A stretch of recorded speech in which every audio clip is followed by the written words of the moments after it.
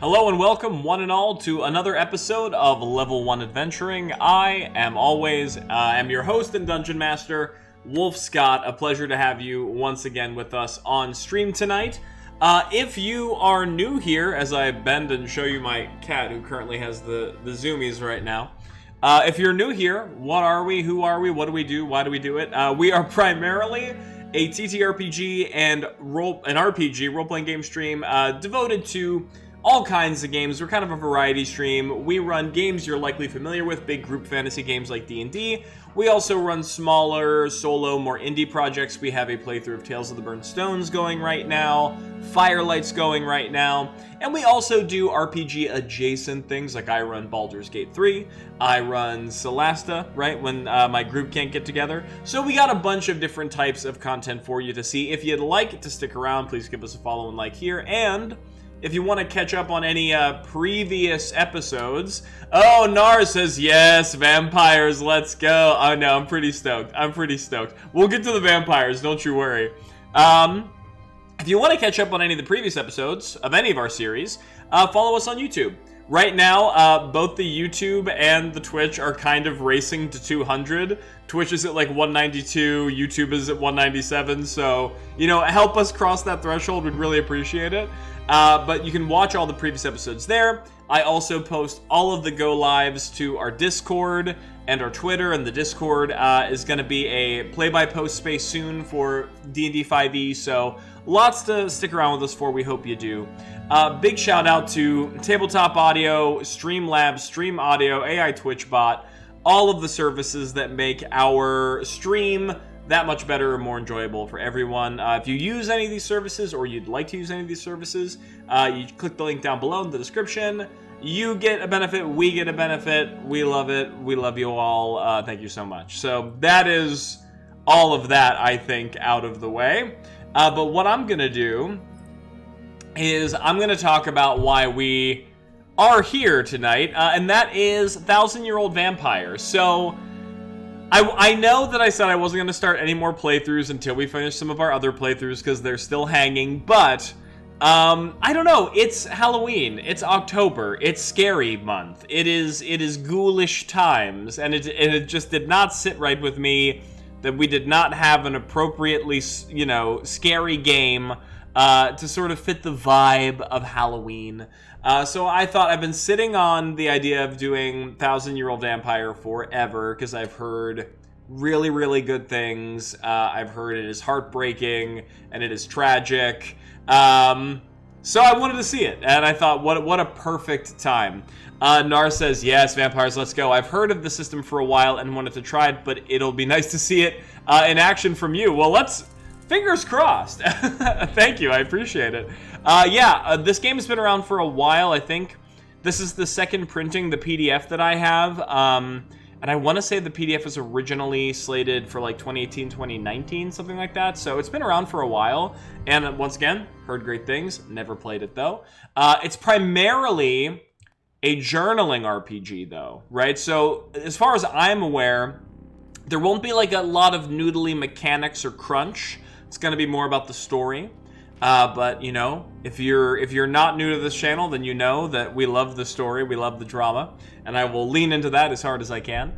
But I guess what I should do is maybe... I should mention, too, so this is my first time through the system. Normally, when I run, like, the first episode of a new series on the channel, I do sort of a rules read through because I'm learning it a lot for the first time as well. So bear in mind, I did look ahead. I did already write down some things to make setup a little easier as I tend to try and do.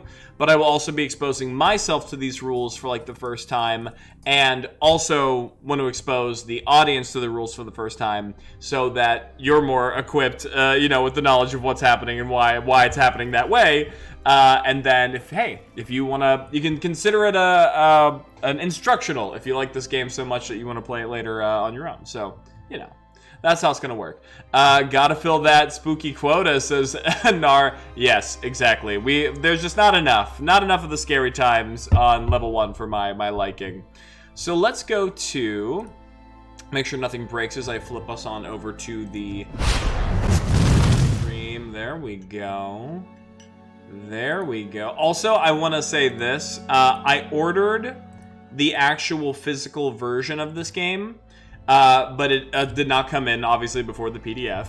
But if you see the actual physical copy of this game, it is gorgeous. You're going to see some of the scans as we roll through the rules. It's sort of crafted to look like a cobbled together journal, and it's very evocative, and it's very cool, and the book looks beautiful. So if you do end up getting a physical copy, the materials will wow you, if you not just by the experience. So this, let us begin, is 1,000-Year-Old Vampire.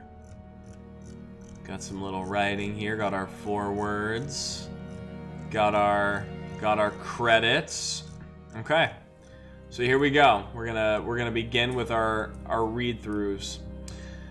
1,000-Year-Old Vampire is a lonely, let's mark that early, lonely, solo role-playing game in which you chronicle the unlife of a vampire over the many centuries of their existence, beginning with the loss of their mortality and ending with their inevitable destruction. So at least we know it's gonna have a happy ending. Nar says it doesn't have dice rolling, does it? Or if it does, it's very minimal. Very minimal. From what I understand, and this may change as we play, the dice only really come into play to help you select prompts for the next part of your story. So there is sort of like a little calculation to that, because it's like one dice minus another dice. But it's not like you have a strength score or like a wisdom score that's attached to the dice or anything like that. As far as I'm aware, unless, something switches up halfway through, we'll see. This vampire will surprise you as they do things that are unexpected, unpleasant, and sometimes tragic. Making gut-churning decisions, performing irreconcilable acts, and resolving difficult narrative threads are what this game is all about as you explore the vampire's human failings, villainous acts, and surprising victories. So already, I love the sombering, the sombering tone they're thrusting upon our shoulders here. Game mechanics are simple and intuitive. Play progresses semi-randomly through the prompt section of the book. Answer prompts to learn about your vampire's wants and needs, learn what challenges they face, and to chart their decline into senescence. That is a word, senescence. Sorry, I think there's a delay on my end, Nar says. I think my internet is acting up. Oh, no problem. Hey, so far, my computer isn't telling me it's melting, so if you're just a couple sentences behind, that's fine. The recording will be clean, at any rate. Senescence. Build up a character record of memories and then lose them to the inexorable crush of time. See everyone you've ever loved and hated grow old and die, and then turn to dust. So really, it just keeps getting cheerier and cheerier. While playing this game, you will encounter themes of death, selfishness, and predation. Oh, I should probably say, yeah, the game warns you early on that there's going to be some pretty adult themes coming up. And so, trigger warning for, I guess, certain themes that they're going to lay out. I'm going to, of course, try to lean in as heavy into the PG-13 side of things as I can, because I don't want to upset anyone as we play, but the game inherently deals with dark themes, pain, loss, suffering, violence, right? You're a vampire who is, losing their memories. So just let's all clock in with that now, and then we can continue to check in with each other as we play. Your character will murder and victimize people of all sorts, possibly including children, animals, loved ones, marginalized peoples, or themselves. Okay. You might find yourself exploring themes of imperialism, colonialism, or oppression. Characters might engage in harm or drug abuse. Wow, these prompts are going to be intense. Illness, debilitation, body horror may come into play. Your character may have their memories altered, and they will certainly forget important things. Some of this will emerge from the prompts, some will emerge from the choices that you make as a player. This is a personal, challenging game for adults. Please play hard, but stay aware of yourself and your feelings. Some good thoughts about safety in solo games can be found in Appendix 3. Oh, that's always nice when they automatically give you some safety tools. Very thoughtful, very forward-thinking. Thank you. What is needed to play? You will need a 10-sided die, which turns out, look at this. I have all the 10-sided die I could ever want right here. A 10-sided die and a 6-sided die, so you'll need both. If you lack dice, there are random number tables in Appendix 2. To use them, all you need to do is drop a coin, point a finger, or use some other method to choose a random number on the table. Oh, that's if you don't have dice, which we do. See, look at that. Narcissus, I think Lichdom, the solo RPG, is similar to this, that there's more of a journaling. Yes, I do have a copy of Lichdom. That's probably a good... I think once we tie up Tales of the Burned Stones or Firelights, probably Tales first, because I'm deeper in, we're going to run Lichdom. I think that's going to be the next solo. And we'll try to run that alongside Cypher, since Cypher's been pending for months. You will also need a way to record your vampire story. Paper and pencil is fine, though it is very convenient to use a word processing document or other digital tool. As always, we're going to be using handy-dandy Microsoft OneNote, and I will make that text bigger when that becomes relevant. In a quick game, you only need a few pieces of paper to maintain a character. In Record the Journaling game, that you might fill a whole diary. If you are brave or foolish, you can write this in the book spaces provided. Oh, that's hilarious. That's for the gambling inclined. In the appendix, you will also find multiplayer rules. Oh, wow. I did not realize that. Multiplayer rules. That's fun. Safety tools, which let you push yourself as hard as possible. Prompts, examples of play, and context. Okay. So that is what you at home, if you want to play your own version, or hey, I guess even along, that's what you'll need. So let's talk about our vampire. Some of this I've already done off camera, so we'll have some information that will be readily available to us as we begin, and then some of it will be filled in as we go. Your vampire. The vampire whose chronicles you will record in this game are represented by 5 different traits: memories, skills, resources, characters, and marks. Almost every time you receive a prompt, one of your traits will be modified. For instance, you may be instructed to check a skill, to do so. Oh, wait, what? Oh, to do so. I'm like, where's my brain? You place a check mark next to that skill. Alternatively, the prompt may cause you to lose a trait, which is indicated by striking it out with a line. Ensure that the lost trait stays readable, because you may refer back to it later or even restore it. Okay, so not only are we going to be losing memories, we're going to be losing skills, resources, characters. You know, that makes sense if we're immortal. Some beings, I imagine, will not be. But they can come back, so it's good to know. Some prompts will even give you more dramatic instructions for changing your traits. At all times, follow the instructions given in the prompt. Memories and experiences are important moments that have shaped your vampire, crystallized in writing. They make up the core of the vampire's self, the things they know and care about. An experience is a particular event. A memory is an arc of experiences that are tied together by a subject or theme. Interesting. Okay, so it's like a little Russian nesting doll, right? The experiences are within the memory. Experiences cover a particular event, but the amount of time represented by that event may vary dramatically. An experience might describe a few seconds of impactful events, or it might cover 200 years of lurking in an old castle. I certainly hope we do some of that. I would love to lurk. I would love to have a castle. Almost every prompt will create an experience, and experiences eventually combine with one another to become memories. But there is only so much that your vampire can remember. I'm an immortal undead being. I don't have an infinite brain. I didn't evolve infinity brain in all of my mastery of the dark arts. To reflect this limitation, there is only a finite amount of space for memories on your record sheet. Old memories will be lost forever over the course of the game, making room for new ones. So that's the lost mechanic. We live forever, but our memories do not. Very sad. Also, look at this art of like this little prior boy about to baseball bat this nun in the back of the head. Like, what is that? Why do you have that? It's like a cricket bat? Like, what do you... Why does the church have an organized cricket team that is, I guess, has the nuns have slighted in some way? For some reason, this image just is really making me giggle. Okay, you will need to make difficult choices about which memories to preserve and which to forget. These hard decisions are the core of the game. In game terms, an experience is a single sentence that describes the resolution of a prompt. Okay. Memories are a collection of related experiences built up over time. Once again, the nesting doll. Your vampire begins the game with space for 5 memories. Ooh, okay. This is where we start making some notes. So memories, we can have 1, 2, 3, 4, 5 memories, each of which can contain 3 experiences, which I already made a note of before. There we go.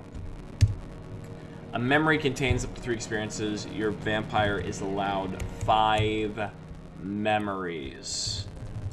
Core stuff happening here. Okay. Although a prompt might ask several questions, an experience does not need to address all of them. An experience should be a single evocative sentence. An experience is the distillation of an event, a single sentence that combines what happened and why it matters to your vampire. Good format for this experience is description of event, how I feel about it. That's probably a good note to make. So this should be... Oh, is this for experiences or memories? An experience. Okay. Experiences should be, I'll say labeled as description of event, faux event, of event, how I feel about it. It's a good rule of thumb. I'm going to write here memory. I'm going to say memory experience rules. This will be the top tab of that part of my brain here. If necessary, you can add a dash at the end to include more information. Be conscious of any traits affected by the prompt, such as characters or resources, and try to incorporate them.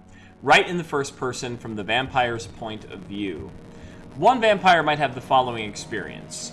Stalking the deserts over lonely years, I watched generations of Christian knights waste themselves on the swords of the Saracen. It's a certainty that Charles is among them. I dream of his touch as I sleep beneath the burning sand. Memories are made up of experiences. A memory is a section of the record sheet that contains 3 experiences. Okay, so that's what we said before. 5 memories, 3 experiences to a memory. Memories are not necessarily linear or chronological. Interesting.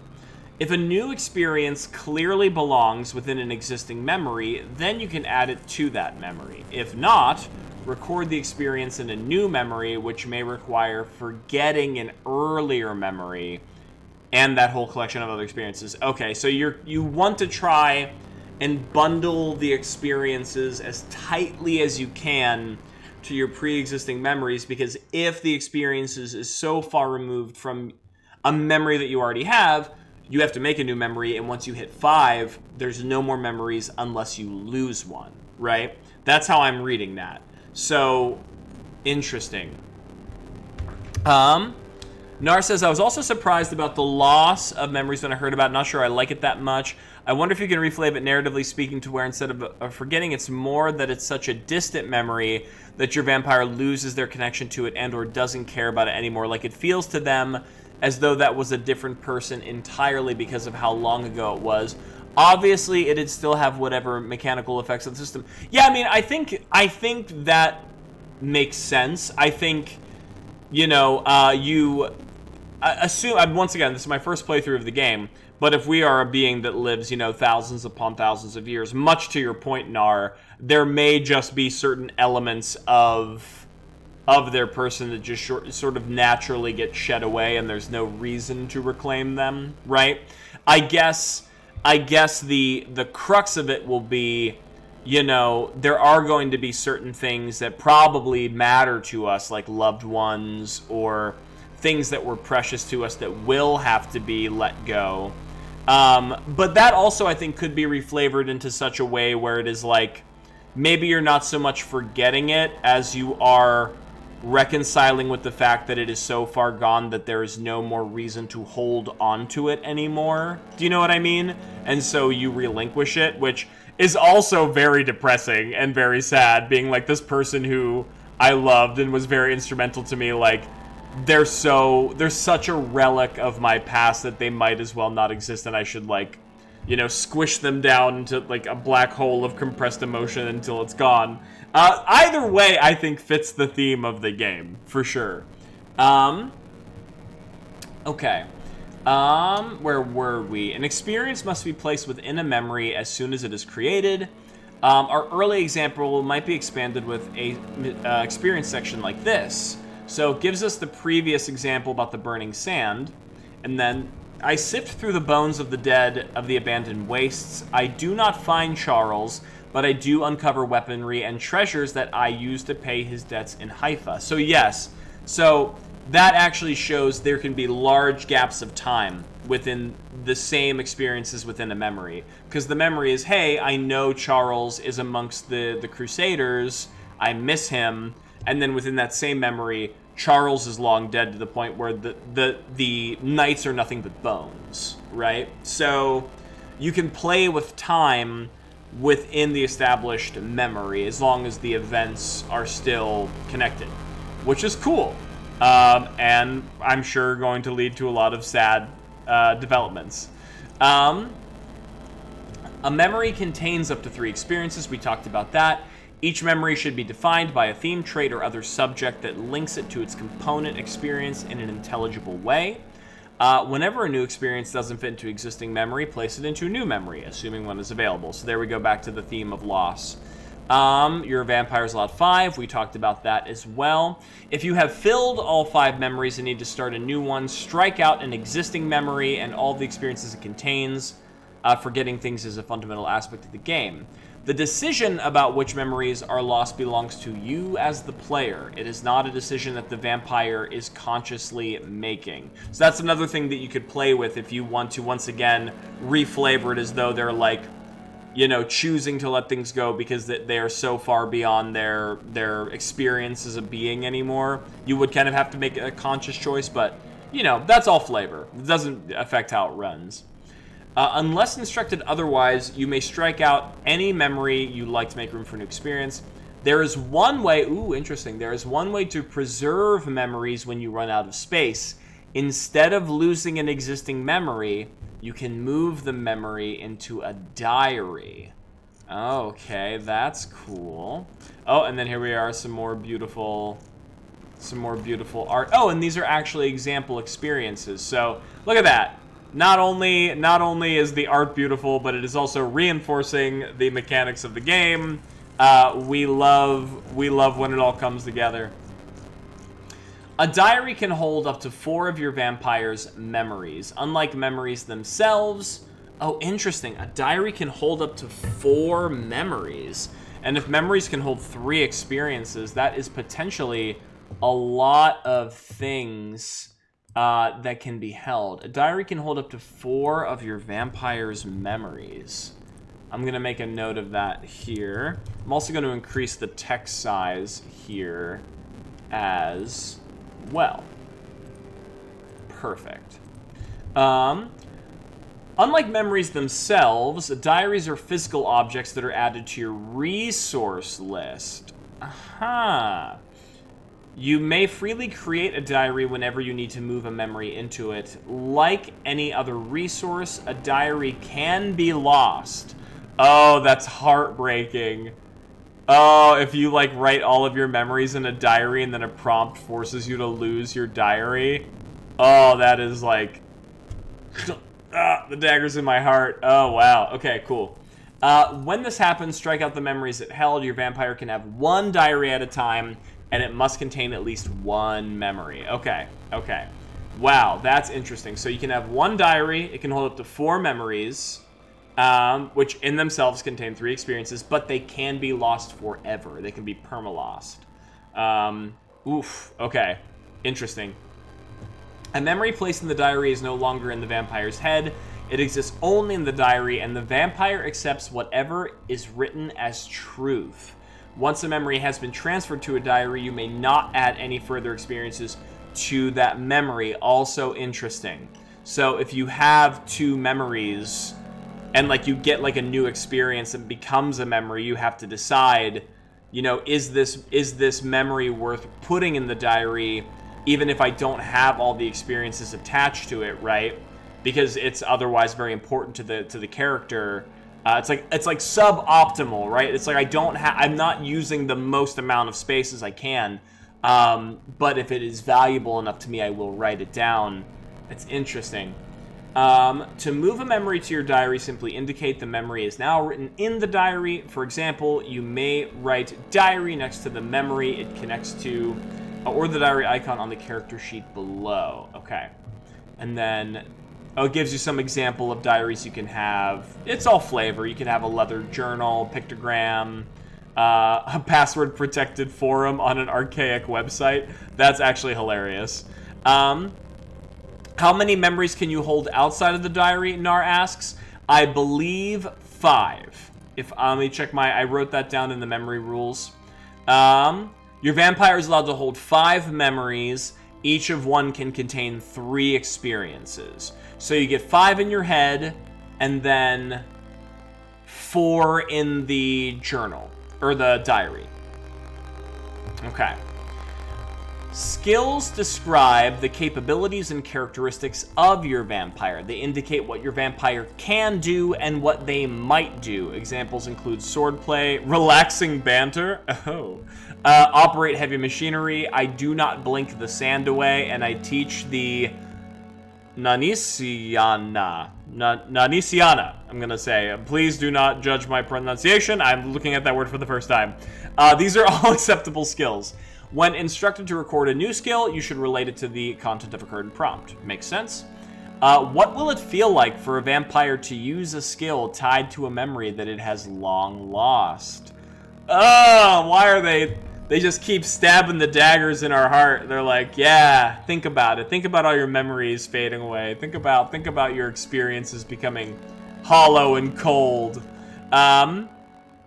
So with a diary, you can hold 9. Yeah, I think that's 3, 6, 9. Well, if it's 4 memories and 3 experiences to a memory, I think it's 12. 3, 6, 9, 10, 11, 12. Can hold up to 4 vampires' memories, I think. You can't have multiple diaries, can you? No, they say you can only have 1. I believe, yeah, your vampire can only have 1 diary at a time. So that is what it is. I think, did I write that down? If not, I'm going to reinforce it on the diary page. There's only one way, a diary. I'm going to write it here. So yeah, the diary's pretty important. The diary's pretty important, but it is also it's not a saving grace. It can only save your vampire from so much, which is very interesting. Okay. Gonna break up some of these. Okay, perfect. So let's talk about skills. Some prompts will instruct you to check a skill. To do this, place a check mark next to the skill to record that on your sheet. Mechanically, this indicates that the skill has been used, okay? Narratively, a check skill gives you something to flavor your answers to later prompts. Okay, so that's what we can do, or what they might do, and those are going to be the answers we use to solve our prompts.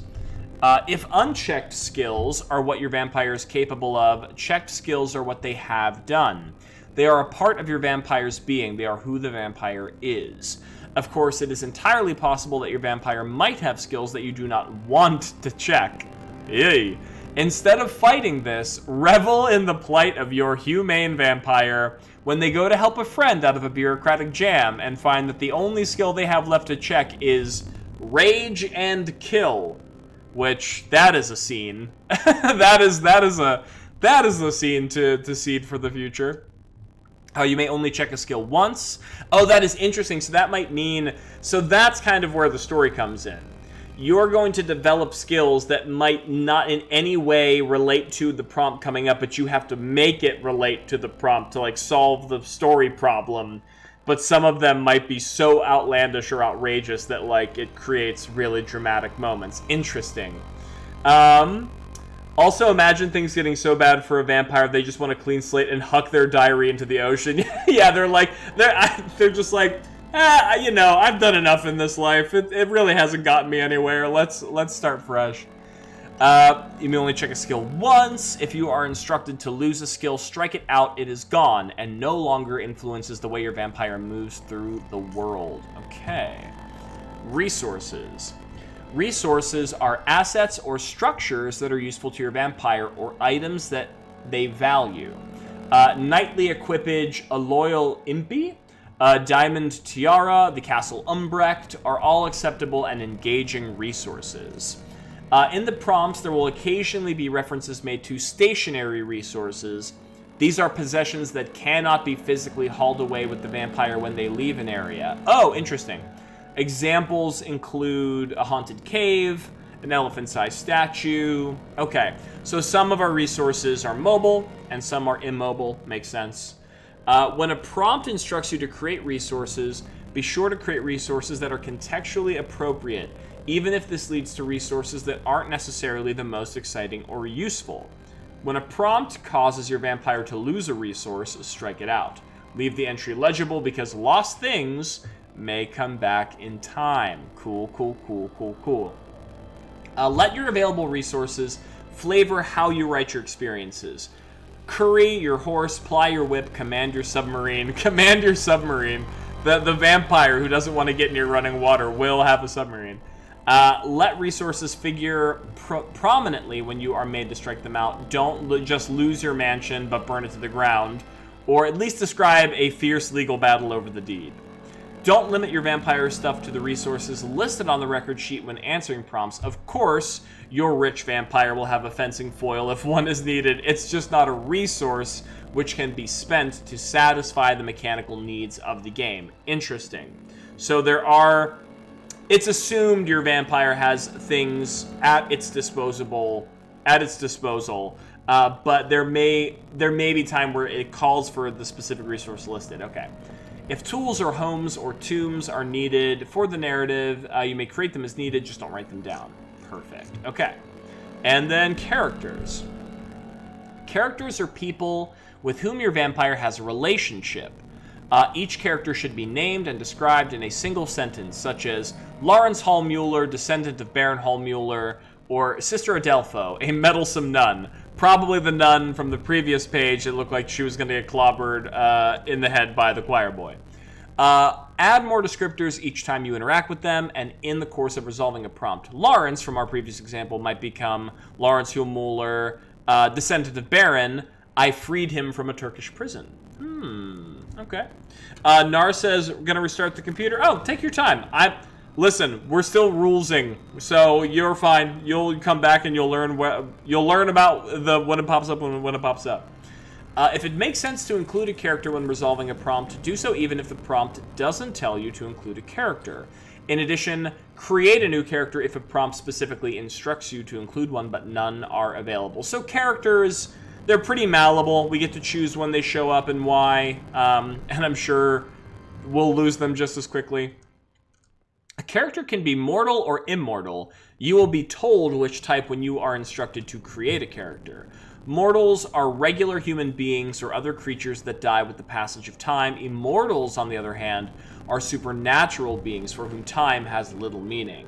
They might be other vampires, angels, or demons. Oh, Halloween, let's go. Let's just get more creatures in here. Ghosts, scientific experiments gone wrong, forgotten deities, underground lurkers, meddlesome ancestors. Oh, there are a lot of examples. Wow, or anything else that is suitably bizarre. They give you a lot to work with there. Occasionally, you will realize that a mortal must have died of old age. This might happen every 4 or 5 prompts. When it does, strike out the character's name. Outside of this, characters cannot be killed unless a prompt tells you to do so, but you can otherwise narrate them about as you like. Okay, makes sense. The marks. A mark is a visible indication of your vampire's undying state or any other thing that sets them apart from mortal people. An ever-bleeding wound on the throat, eyes that are blank and white, a trailing specter, a ferocious scar, A mark is something that your vampire carries for their entire existence. Okay, so here comes the flavor. Here's the spice, the bam, giving it to us. When creating a mark, consider whether your vampire conceals it and how. Okay. Example marks include a pair of giant bat wings. I cut them off with a saw, but the stubs remain. Ugh, creepy. My eyes are hypnotic, so I must wear smoked glasses. Milady. A dark halo I cover with tall military hats, like a stovepipe hat. Hilarious. Okay, so it's sort of like a supernatural indicator of our undead state. Easy enough to remember and think of, I suppose. Excuse me as I sniffle. Vampire creation. Okay, here we go. Here's the fun part. Now, I already did some of this work off camera, so some of this we're going to... I'll fill you in on, and then we'll fill in together, right? Because now that I've read through the rules, I have a little bit of a better understanding of how things work. Start by imagining a person in the distant past, a Roman emperor, a Mesopotamian midwife, a French knight. This person will become your vampire. Imagine when and where they were born and who they were in life. Start a memory with one experience that encapsulates their history. For instance, I am Henry, son of John, born near the Loire Valley in the 13th century of our Lord. I am a poor knight swindled out of my inheritance. So, let's talk about our character. I am going to make this text a little bigger. So, to graph this character, I ended up using one of my favorite character generation resources that I use for a lot of my games. And if you're a D&D fan, you're probably familiar with the character generation tools in, not Tasha's Cauldron of Everything, but, what is the name of the book? It is not Tasha's Cauldron. It is the other one with the beholder on it. I should have looked it up. D&D book. A beholder of everything. It's gonna bother me when I can't think of it. Xanathar's Guide to Everything. Xanathar's Guide to Everything, if you do not use it for your D&D games, or any game really, has a ton of great character generation prompts. I decided to use that to help guide the brainstorming of my vampire, and then we're gonna slot a lot of what I created into the vampire, 1,000-year-old vampire structure, right? So, who is our vampire? Well, as I put on my best Slavic accent, we are Giorin Volkilov. Giorin Volkilov is our vampire. His origin is, my family moved away from civilization and I learned to adapt to the wilderness. Okay? The vampire origin, this has actually changed since last time, so we'll save that. But in terms of the history, we have a decent amount of stuff. Once again, the tables let you roll for a lot of stuff. For example, Giorin knows both of his parents, mother and father. Mother is alive and well, she is merchant. Father is alive and well, sailor. Okay? They are still together. Mother, of course, tends the shop. Father tends the boats, helps ferry the goods and services along the sea line, and she keeps the shop and the hearth warm. My birthplace was in the fields. We are born to peasantry. We are born to we are woodcutters. We are woodsmen, woodswomen. We belong in the nature. We tend to the fields and the trees, and we hunt and we trap for our supper. I have 4 siblings. I'm actually the youngest of 5, which is a big family. So I have one elder sibling who is around 40. They're a hunter and trapper. They're not doing very well, but we are friendly with one another. I have another older sibling who is alive and well. We have a rocky relationship. But she's a merchant, presumably with my mother. She's in her late 30s. I have another sibling, not doing very well. They are a laborer, probably for the shipwrights, and they're in their mid-30s. I have another sibling who is just a wanderer who lives their life on the road, early 30s. And then Giorin, who is myself, youngest of 5. I am also in early 30, yes? So that is our family. We got a big family. So these can actually all start being slotted into our characters, right? So let's, to our character section, let's grab this. Let's go to characters. And let's... I also generated some random names. So parents, we know both our mother and father. Our mother's name, let's take a look at these random lists. Our mother's name is Oksana. So we have Oksana, our mother. She is alive and well, and she is a merchant. Our father's name is Casimir. I like that name. Casimir is our father, alive and well, and a sailor. I have 4 siblings. All right. This one, I have a male sibling. Pretty standard name. Let's give him Dimitri. He's a hunter-trapper, and he is my brother. He's the oldest. And then we have a lady. We'll say Melina. Melina. She is also older. She's a merchant. She is my sister. Whoa. And I already wrote she's a merchant here, so we can probably erase that. She's successful though. Probably helps mom run the store, is what I imagine in my... You're back and it's still buffering. Interesting. My my internet says it's pretty good. I don't know. I don't know. Let's see here. I have another sibling. We have Vasily, let's say. Vasily. Which is brother. Laborer.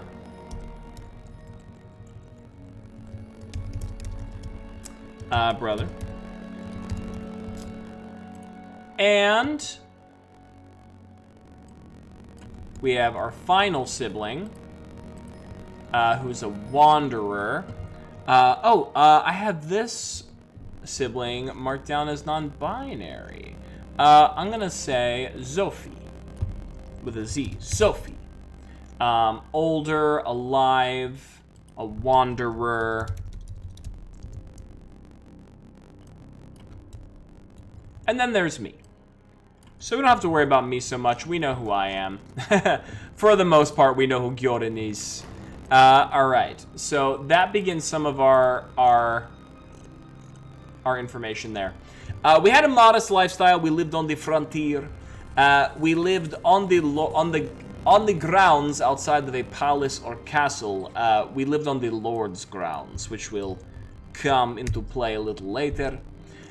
Childhood, we had a few close friends. We lived a relatively ordinary childhood for a woodworker on the frontier, so it was hard, but it was honest and earnest work. So we have 3 friends. Let's pull our characters back up. We're gonna have a lot of characters to play with early on, which will be fun. So we have, let's take a look at our names here. We have Isidore. Isidore is... What's Isidore's deal now that he's older? It was a childhood friend, but now Isidore is a soldier, which this is important for us. Character, we'll see why. Childhood friend, a soldier. I don't know how to spell, but apparently that is how you spell soldier. We're gonna go back to vampire. Not doing so well. Not doing so well. Interesting. I kind of read that as maybe injured. Injured from war. Question mark. Then let's take a look at my other friends. I have another successful sailor, probably who works with my father in the shipping trade. And this friend's name is Evander. A male childhood friend. Runs the shipping lines with my father. Okay. And then we have my last childhood friend, a woman. She's an entertainer, friendly, and there's possibly a romantic entanglement here. So here comes our first heartbreak. Let's say, what's a good name on this list? Ivadni, that's a pretty one, Ivadni. Female childhood friend. She's an entertainer, and there is possibly romantic entanglement. Okay. Go back to our vampire here. We had 6 life events that essentially shaped Gyorin's life. That we're going to go to now. So number 1, he spent some time working at a job. Once again, Gyorin's family comes from woodsmen, woodcutters. We helped guide the people through the forest. We tended to the wood.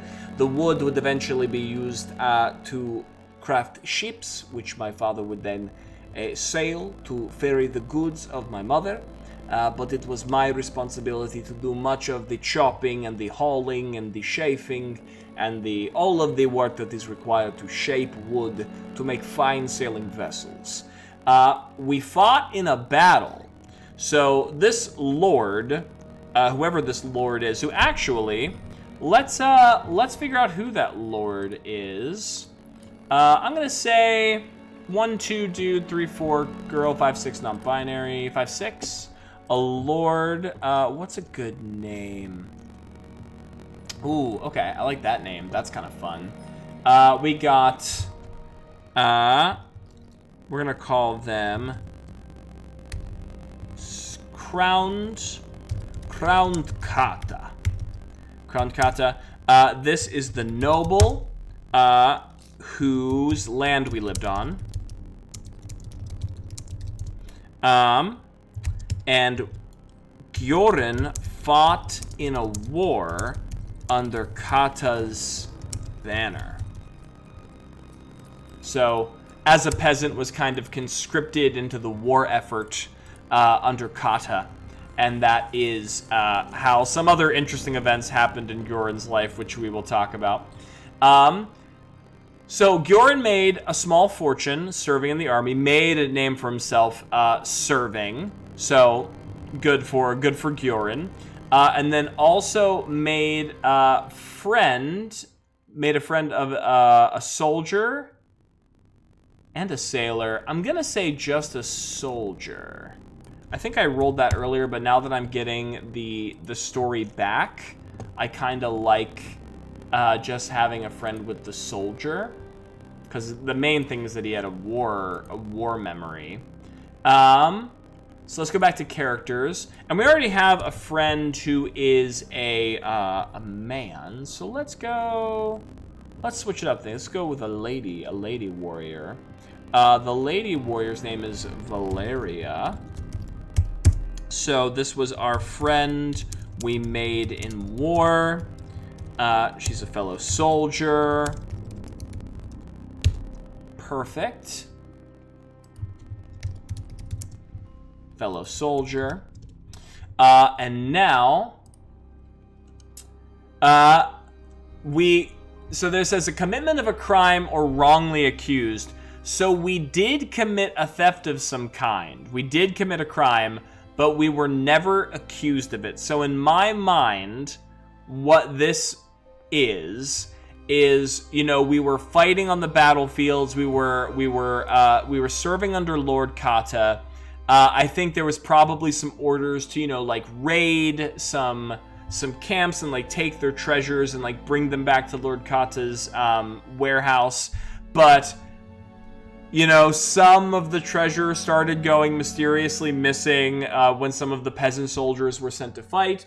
And so the noble officers were cracking down on the peasants to try and figure out like who was skimming from the top, if you will. But they were never able to pin the crime onto Gyoran. Here's an interesting thing. Were they able to pin the crime on anyone? You know? Were they able to pin the crime on anyone? I'm also using GM Emulator to help me make some decisions, especially these ones, where they're a little nebulous. So let's just say it's a 50-50 chance. 87, so I believe if it's to the right, is within the current rank. 87, yes. It's been a while since I've used the GM Emulator. I believe that means yes. The fate chart. Because I believe anything that and above is a yes. Anything below is a no, I think. So they did pin it as I accidentally closed my Microsoft OneNote. So it was pinned on somebody. So that's an interesting character. Who was the crime pinned on? Well, once again, we'll roll a die. Okay. We have Marcha. Let's go to characters. So Marcha. This was a non-binary soldier Gyoran served with. The crime of stealing raided gold was pinned on Marcha. So Gyoran got away with it. You know, I don't think it was, in my mind, I don't think it was malicious. I don't think Gyoran was trying to get anyone pinned for this act. Thought he was probably skimming a little off the top to his own benefit. And then when people started getting accused, he did not offer himself up because there was probably a very terrible punishment to be found for stealing from the Lord's coffers. So unfortunately, Marcha was drawn into the fire because of Gyoran's actions. Actually, maybe we can say that Valeria, who's the fellow friend we made in war, maybe she helped us steal. That adds a little bit extra drama, right? She was probably like, they'll never miss it. The Kata is rich as the sun is bright. Let us take what we can while we can, you know? And then unfortunately that all got pumped onto Marcha when push came to shove. We're already finding some narrative threads here. We got a lot of characters to work with too, which is fun. And actually, now that I think about it, I'm gonna start labeling them because it might make it a little easier to, what's the word? Oh, actually, could I just grab these and then apply a numbered listing tool? I could, although now, never mind. It does not apply it correctly. It would have been very nice if it applied it correctly, but it did not do that for me. This might make it easier for us to randomly roll the events for certain characters when the time comes. You know what I'm saying? So let's do that now before we get too far ahead of ourselves. 11, 12, perfect. And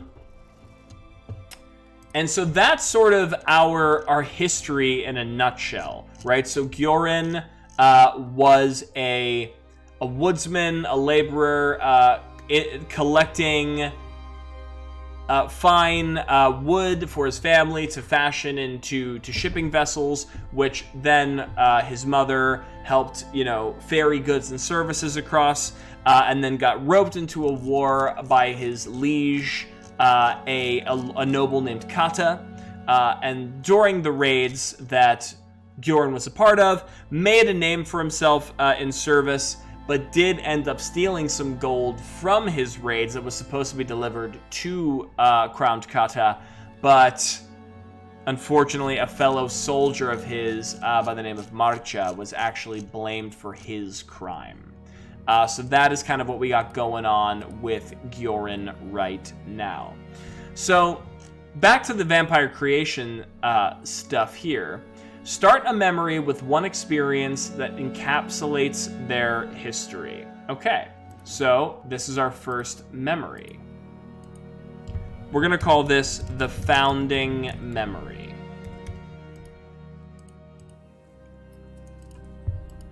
I am Gjorin, son of Oksana and my father's name, Casimir. Oksana and Casimir, a soldier in service, a peasant soldier, I should mention, a peasant soldier in the service of Crowned Kata. I stole from the nobles, but was never caught. Another was accused of my crimes. So this is my founding memory, or my founding experience, because we can have multiple experiences bound to a memory. We can have up to 3. So there we go, experience 1. Nice. Let's go back to here.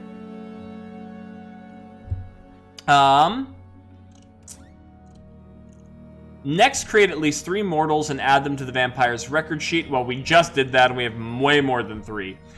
These mortals will have a relationship with your vampire, the relatives, friends, lovers, enemies, mentors, debtors, anything else you find appropriate for the time and place you have chosen. Describe each character in a few words. Know these characters can and should be very important, but will not be around for long. Give your vampire to be 3 skills fitting for their lot in life, and 3 resources they obtained while mortal. Fleetwood says, hey, bud, happy to see you streaming. Fleetwood, happy to have you here. This is a Halloween stream. We're being a vampire for the scary month. So don't worry, we're going to be playing some more D&D and Baldur's Gate, but for now, I have to honor the creepies and the crawlies and the ghoulies and be a vampire. But happy to have you here as always. So now we create 3 resources, and we create 3 skills. Okay. So for my resources, I'm going to say knightly regalia, right? So this is probably like armor and weaponry.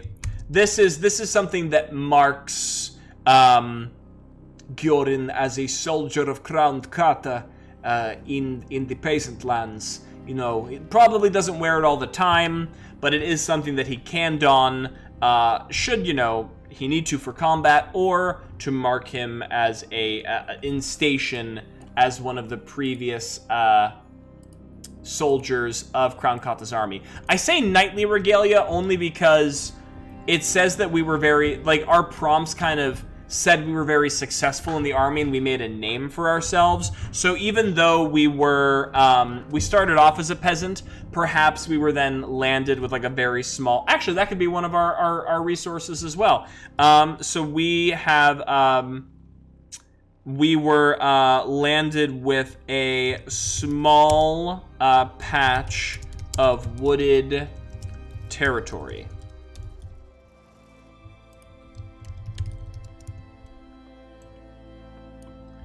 So this is what they would call Oh, what did they call this? It's like immobile, a stationary resource. Because obviously it can't really go anywhere. But it is a resource that we have. So we have our nightly regalia. We have our landed small patch of wooded territory. I think our other resource is the hidden cache of stolen valuables.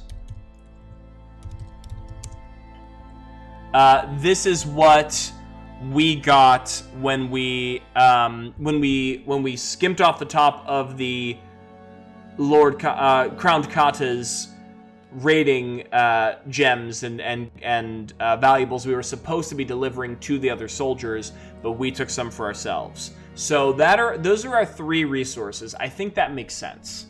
Now for our skills. Well, I think number 1, we are a trained soldier. So whatever that means, right? We know how to fight. We know how to scrap. Our family, we are of the woods. So I'm gonna say wood lore. Pretty basic, standard, but we know a lot about the woods. We know how to survive in the wilderness. So that's sort of like our thing. And then also, I want to say,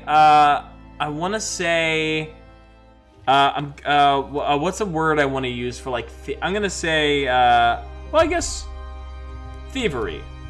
It's pretty, we did manage to steal some gold. We managed to like lie our way through it.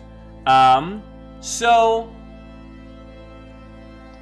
a brother in arms, so to speak. So yeah, so we have a trained soldier.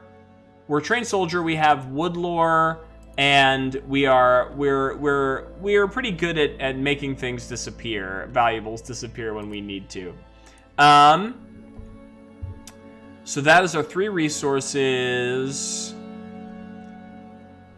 And a sister in arms, apparently. Yeah, we have a pretty wide list of characters to help us out. Then create 3 or more experiences, with 1 experience each being entered into a separate memory. Each of these experiences should combine 2 of your vampire's traits. If your vampire has the longship Bokesudin as a resource in the character Gundar Viking Jarl, you might write an experience like, Gundar takes me on my first voyage aboard the longship. His touch calms me when we first spot land. So we get 3 experiences, with each experience being entered into a memory. So that means we're going to start the game with 4 memories, because the first memory is our founding memory. Okay.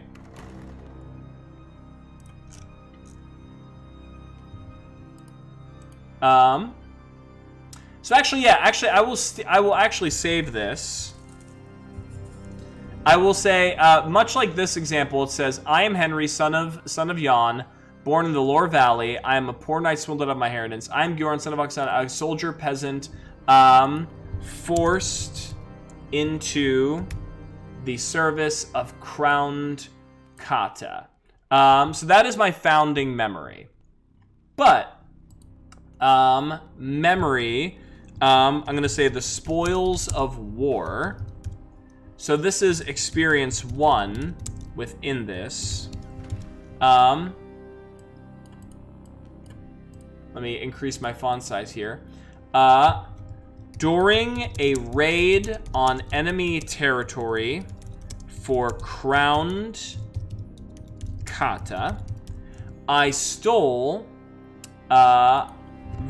gold meant for the nobles, but was never caught.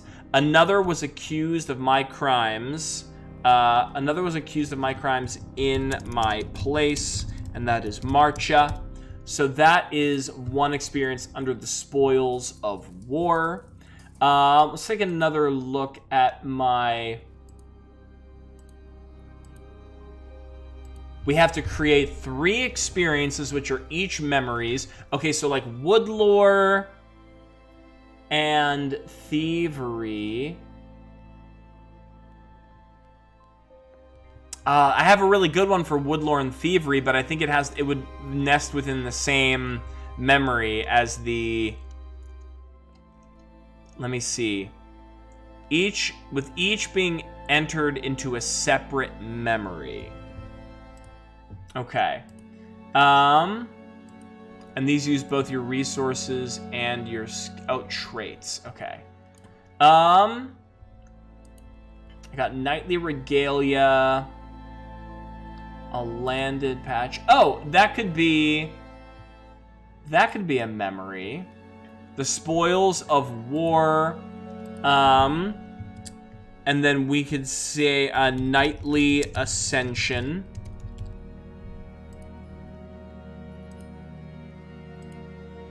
Experience 1 here. Crowned Kata recognizes me for my service on the field of battle, bestows upon me a homestead of my own, and allows me to carry the steel associated with their banner. So that involves Kata, the landed prize, and the Nightly Regalia.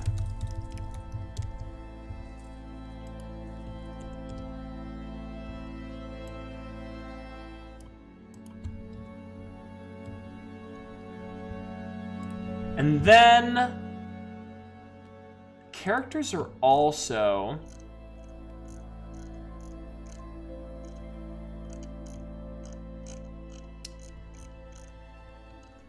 Spoils of War. I keep thinking of really good experiences that would tie into the Spoils of War.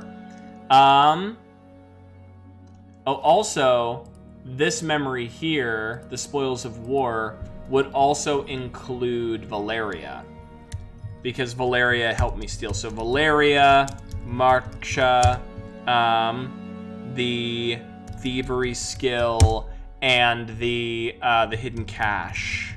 The hidden cache of gold. Okay. And then we need one more good memory using our skills. We're trained soldier. I want to do something with Woodlore. Woodlore,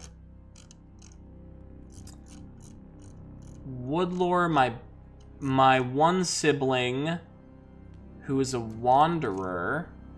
That might be something interesting. Woodlore.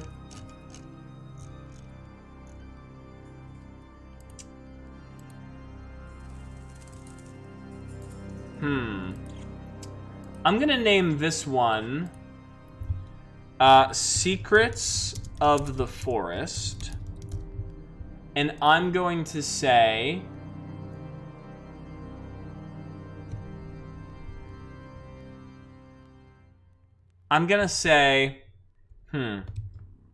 my sibling, the Wanderer,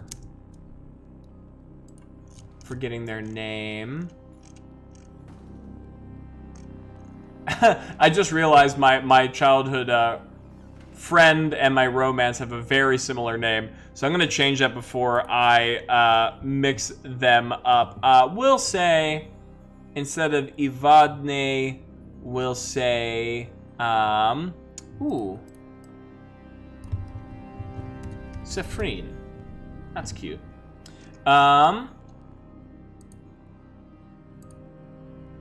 So my sibling, who is a wanderer, and their name is Zophie. I forgot my sibling's name. Zophie. My sibling, the wanderer Zophie, and I would spend hours and hours mapping the trees and the dirt trails on Crowned Kata's land. We know many hiding places and hidden paths that other travelers would never be able to see or find. That's kind of cool. Gives us something to play with. So we have Zophie, we have wood lore. It kind of ties into thievery as well. It kind of ties into the hidden caches. So let's do this. You can combine 2 of your vampire traits. We got that. Last vampire with unlife. Create a mark, and one such immortal is Baron Holmuller and Austrian nobles, but I do not die. Once you have finished with your vampire, they will. This is another one that I thought of before as well. So my immortal. So Radu the Red is a mercenary famous for wearing a suit of crimson served in. Radu secretly avows battles as cover for his blood drink. Radu mauled me with vampiric. I, Giorin, persisted, clinging to life beyond death with the cursed disease. My immortal. My immortal. Oh my god, it's so delayed that I was reacting to stuff so long ago. Interesting. I don't know why. That's the actual stream kind of kicks up and catches up to you. So despite my immortality and lacerations left by Radhu's claws and fangs, never fully nor properly mend on my body. Some jagged scars and puncture marks that look like they were delivered by a gang's flurry of daggers or brutalization by a pack of wild animals. So that's my mark. However, I can say, yes, I fought in Crown Kata's war. It was a blood. Really, I was just obliterated by a vampire who was serving the enemy mercenary, right? And left me we are going to say, and I think I can honestly just take the section that right into here. Oh, yeah. Oh my god. So that. Oh no. To play 1,000-Year-Old Vampire, you answer a series of prompts. Answer these prompts to learn about your. Be surprised of their doings. After you played through a few times, you can use the additional prompts in Appendix 1. You can answer prompts either in writing, like a journal, or just allowed to. Number your entries and keep the chronology instructed. Every time you answer a prompt, you must create an experience and add it to a memory unless in. Roll your D10 and D6 and subtract. Move forward that many prompts. If it is backwards, a 0 means you encounter the same prompt a second time. Okay, so that is how we are going to move through the storytelling beats. Let us imagine that I have just answered prompt 11. I roll a 7 on the D10 and 4 on the D6, which means I move forward 3 and end up at prompt 14. Makes sense. However, if I rolled 4 on both dice, I would do prompt 11 again. So I'm assuming there's probably multiple prompts on each number. You will notice that prompts have second and third entries. Wow, it's like I saw the future. These are encountered the second and third times you land on a prompt. If you land on a prompt and have already responded to all entries, move along to the next prompt. Probably very unlikely, but a good disclaimer to have nonetheless. If you are instructed to check a skill but have no unchecked skills available, lose a resource instead. Likewise, if you cannot lose a resource when instructed to do so, lose a skill. When either of these substitutions occur, it indicates that things have gone very badly for your vampire. Narrate the worst possible outcome. Only skills and resources may be substituted for one another. You may not choose to lose characters, memories, or marks in place of a skill or a resource. If you must lose a skill or resource and you have none, then your game is over. Narrate your vampire's demise using the prompt as inspiration. So that is the end game, which is inevitable. We know on a long enough timeline our resources and our skills will be depleted. It's only a matter of when and how, which is at this early on, but yes. So play, quick game and journaling.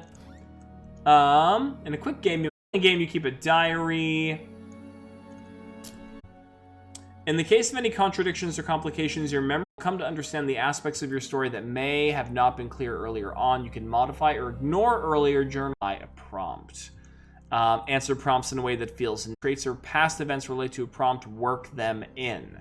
If a helpful character is introduced in one prompt, in the following prompt, any amount of time can pass between prompts, so several prompts decades. Seed control the game. Prompts are sparks for creativity and connection. Feel free to gently reinterpret answers to earlier prompts to make better sense of the current situation, but you should not try to tie everything together. It is not necessary. Your vampire will live for 1,000 years, and many small unresolved events will occur during their existence. Sometimes the character will appear and then leave the game without accomplishing anything of note, or a resource will go unused, both of which are fine. That's just how life or unlife is. Overthinking is unhelpful. That's just general good advice for life. Overthinking is unhelpful. Not every prompt has to be important. You do not need to explain every decision while you are answering a prompt. You can let some of it wait until later. Be uncomfortable. Your protagonist is a vampire, even if you try to keep them decent and humane. Terrible and delicious things are going to happen. That is the headline of this playthrough right here. Terrible and delicious things are going to happen. You should have moments of discomfort as prompts combine with constrained resources to result in your vampire murdering loved ones and performing strange deeds. This is a strength of the game, so let the darkness fall where it may. Prompts are opportunities to learn about the history of the world. Turn to Wikipedia and read about the different types of Turkish stream for everyone's sanity, but I do love that the game says, hey, give yourself the opportunity to flesh this out. The passage of time. This game is about the grind of centuries. Your vampire will lose their very memories to the passage of years and must pursue continuous reinvention to keep up with the evolution of society around them. Time is very loose, so imagine its progression as you like. Think about historical events and work them in when it feels right. World wars and political upheavals are largely important events even for vampires. For general guidance, consider the first 7 or 8 prompts you answer to be within the first busy years after your character becomes a vampire. Everyone they know is still alive in the world is still the world of their mortal life. By contrast, their final experiences might take place in the early 21st century. Don't fret about specific years, but do watch for obvious breaks in a timeline. A series of prompts might interrelate to tell a small story, only for something to interrupt that story. Take the opportunity to jump a few decades ahead. However, if you reach a game-ending prompt and it's only the 15th century, that's fine too. Okay, so I think this is it. Start counting at prompt 1 on the next page. Start counting at prompt 1 on the next page.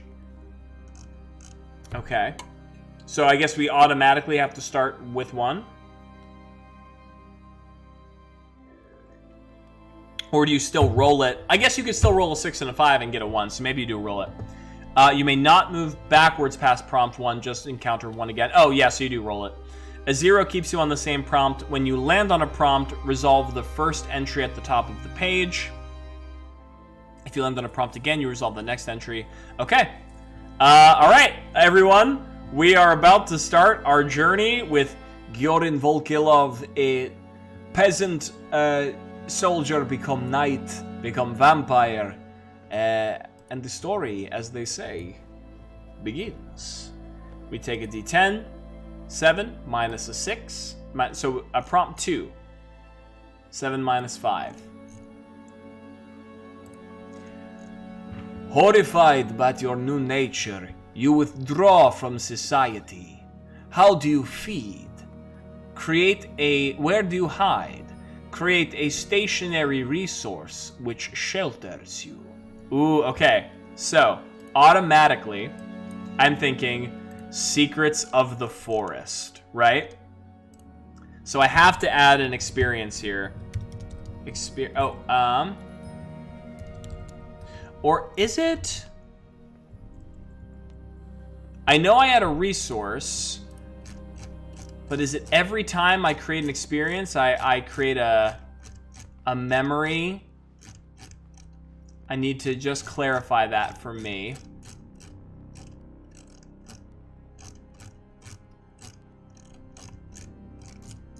because I don't want to fill up my memories too quickly if I can't help it.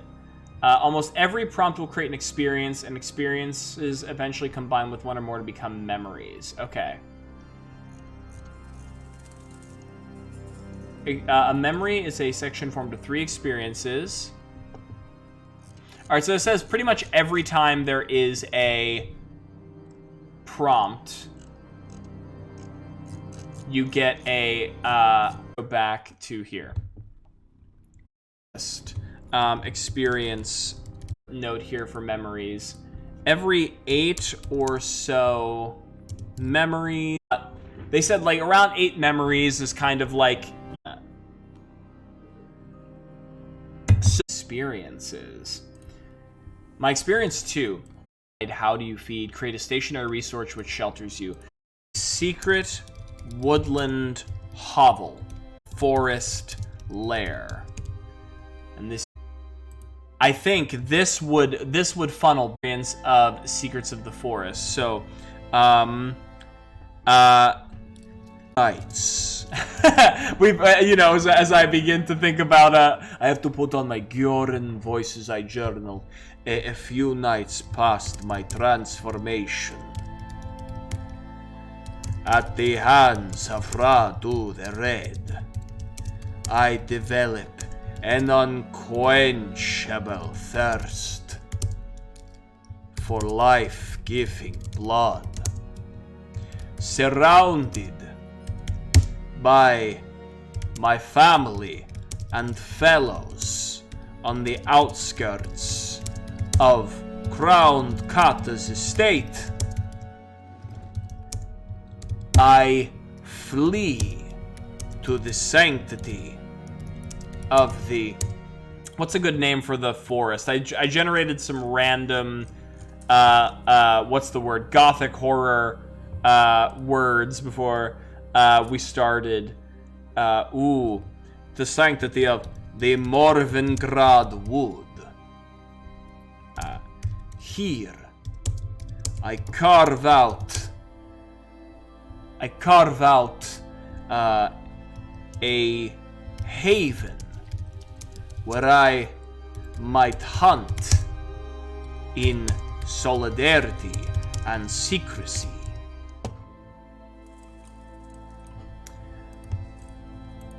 I feed upon the flesh and blood of wild animals for a time. But soon, my taste deepens, and I begin to prey upon unwary travelers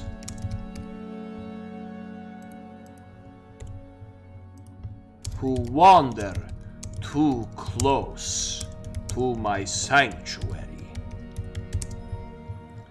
I try to keep myself sated on beasts as long as I can, but the hunger grows all the same. So there we go. That's experience 2. Oh, it's already so cool. I'm already this like creepy wood-dwelling, bloodthirsty craven monster. Okay, so we gained an experience, and we gained a resource. We have our secret woodland hovel, our secret lair. Oh man, I love that. I love that already. Okay, so then I guess from here, we continue to roll. I'm so excited. I just love seeing where this goes. Alright, I'm gonna roll the D10, a 2, and then roll my D6, 4. So I would go back 3, but I can only pretty much go to 1. Oh no, in your blood hunger, you destroy someone close to you. Create a mortal. If this is like just beginning, like we've just begun, and I'm already killing a mortal character. I mean, I kind of feel like it has to be Zophie, right? Zophie is the only family member who knows the woods as well as I do.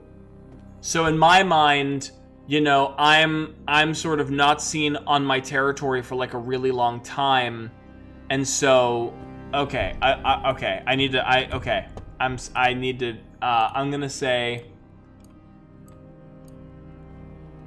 gonna make a new section, the chronology.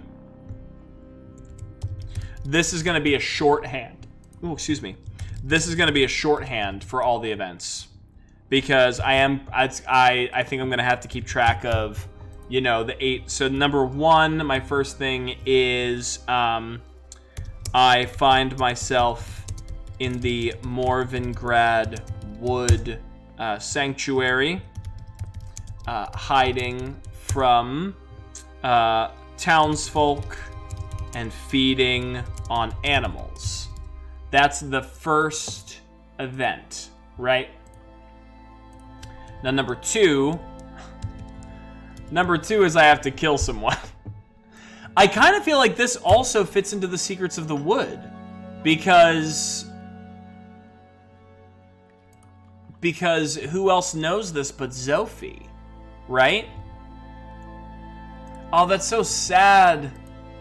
Because Zophie was just like a wanderer, you know what I mean? Like, didn't really have anyone but us, and then, oh boy. Okay, so let's go back here. In your blood hunger, you destroy someone close to you, kill a mortal character, create a mortal if none are available, take the skill Bloodthirsty. So let's go to skill. We gain Bloodthirsty. And now we go back to characters. I guess I could roll a d12 to make it random, but I think it does make sense that Zophie does get found. Oh, restarted the internet, thingies crossed the works. I hope so, Nar. We're just about to kill our first family member. So you're coming in at the right time. Let's go to memories. Yeah, I mean, I think this goes under Secrets of the Forest as well, which means this memory is going to get filled up really quickly. But experience 3, what I miss? Oh my God, yeah, Nar, it got out of hand really quickly. we you know, created a couple of characters, and well, we created 12. I guess it was only a matter of time before one of them got murdered. I didn't think it was going to be like the second event we rolled, but, you know, things happen when you're a vampire. I keep myself locked away in Morvengrad, away from prying eyes, for as long as I can. I intend to spend my days in secrecy and shadow, but unfortunately,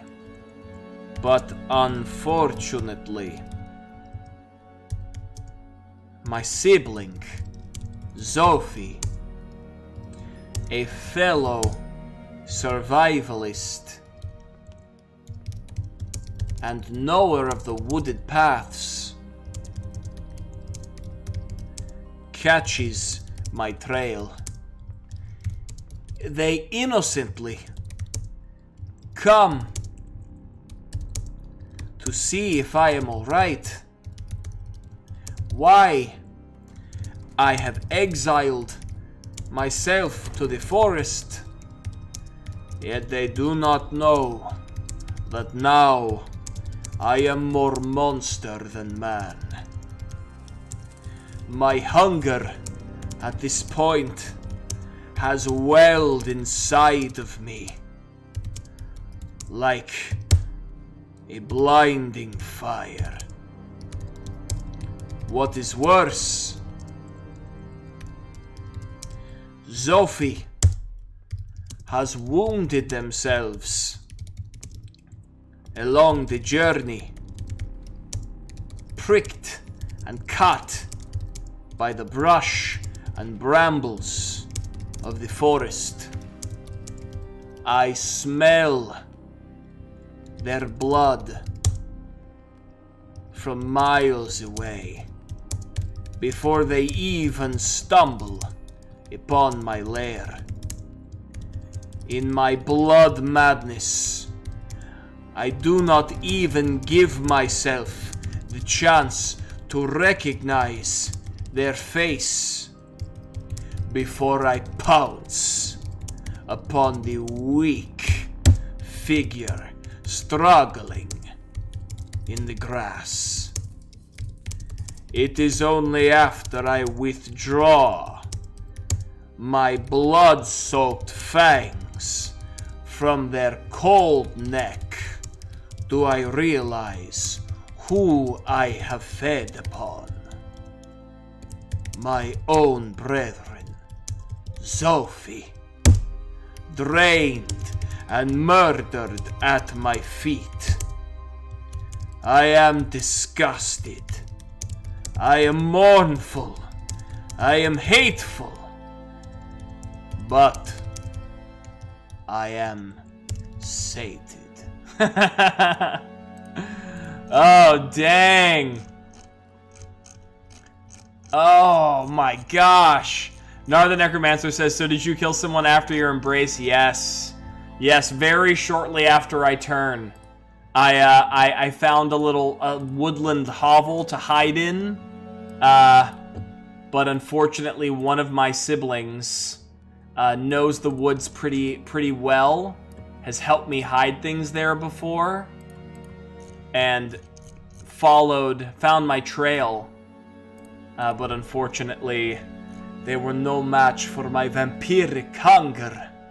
And Sophie is the first victim of my lust for blood. So I'm also gonna say, I'm gonna keep track of the prompts too. Prompt 1.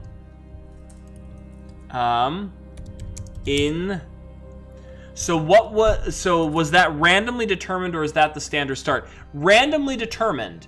I rolled, actually, my first event I actually rolled was prompt 2, which is what gave me the forest hideaway. But then when I randomly rolled for the next event, it actually had me roll backwards on the event sheet. And since I'm only on event 2, I go right back to event 1. And event 1 is where I murder a family member. So it was only because I rolled negatively so early on that I had to run backward to the murder bit. But yeah, I mean, I could have chosen any family member to kill, but for some reason, Sophie just made sense. Sophie's also a wanderer, so in terms of like the relationship to other family members is probably pretty estranged. They probably won't know that Sophie is gone for quite some time, which, you know, I'm not saying that's a really good reason to feed upon them, but at least it will like maintain our cover for some time. In my blood hunger, I mistakenly feed upon my sibling Sophie, a fellow forest wanderer.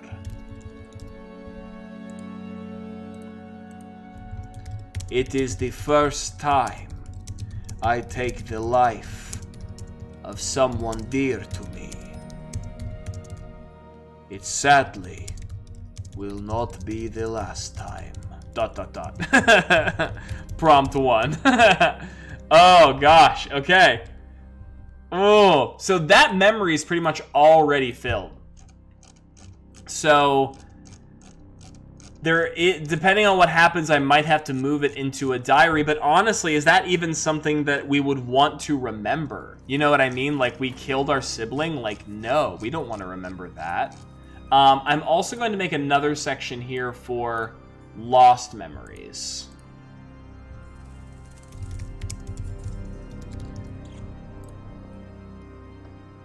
Okay. Dang. Sophie, I hardly knew ye. Now let us roll a d10. So we got a 10 minus the d6, which is a 4. So that's what? We move forward 6 spaces. So 1, 2, 3, 4, 5, 6, 7. Nar says, are you able to move experiences around, or once you put them in a memory, they are stuck there? I believe you have to link the memory to an overarching experience, so I don't believe they are movable after that point. I'll double check that later on, but I think if it comes up, if we have to erase something. But I'm pretty sure that once an experience is committed to a memory, it is stuck. Your body manifests some trait related to the vampire that created you. How do you become more like them? Create a skill that reflects this. Ooh, interesting. A skill. Some trait related to the vampire that created you. Interesting. I almost feel like that should be a mark. But it says create a skill. So we know that the vampire who turned me was a mercenary by the name of Rodhu the Red. Rodhu the Red was a mercenary serving in the opposing army during the battle with Kata the Crowned. And they were using their experiences as a soldier to moonlight, like being able to murder people, essentially, to drink their blood. So maybe that is what I do. That's a skill, right? So, I am a sword for hire. Yeah, that makes sense. How do I become more like them? Create a skill that reflects this? I say, because, especially because I murdered Sophie. I murdered someone close to me, even though I tried to hide.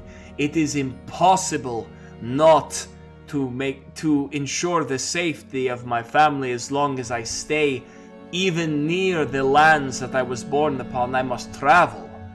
I must lend my sword to other fights, other war-torn territories, and in the throes of those battles will I feed upon the blood of those who cross my path.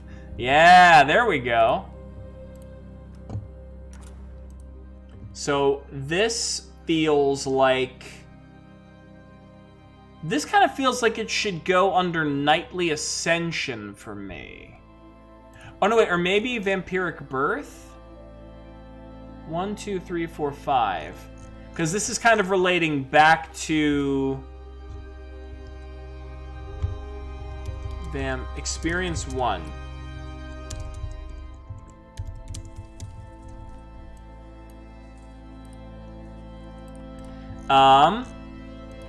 Experience 2. I think this is more about me being a vampire than it is about me being a knight. So I'm gonna say this is a part of my memory of the vampiric birth. I'm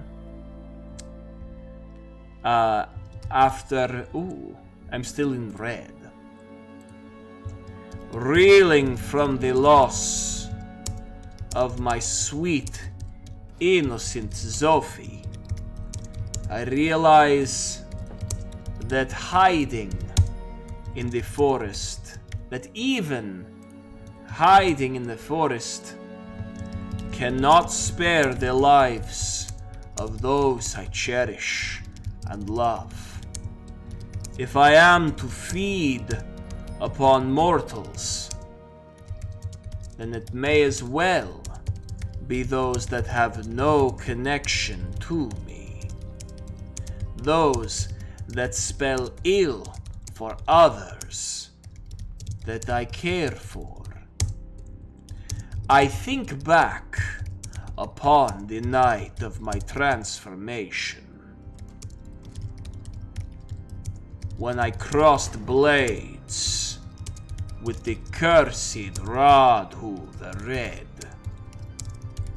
and how they cleverly used war as a means of finding warm bodies to drain of their blood on the battlefield.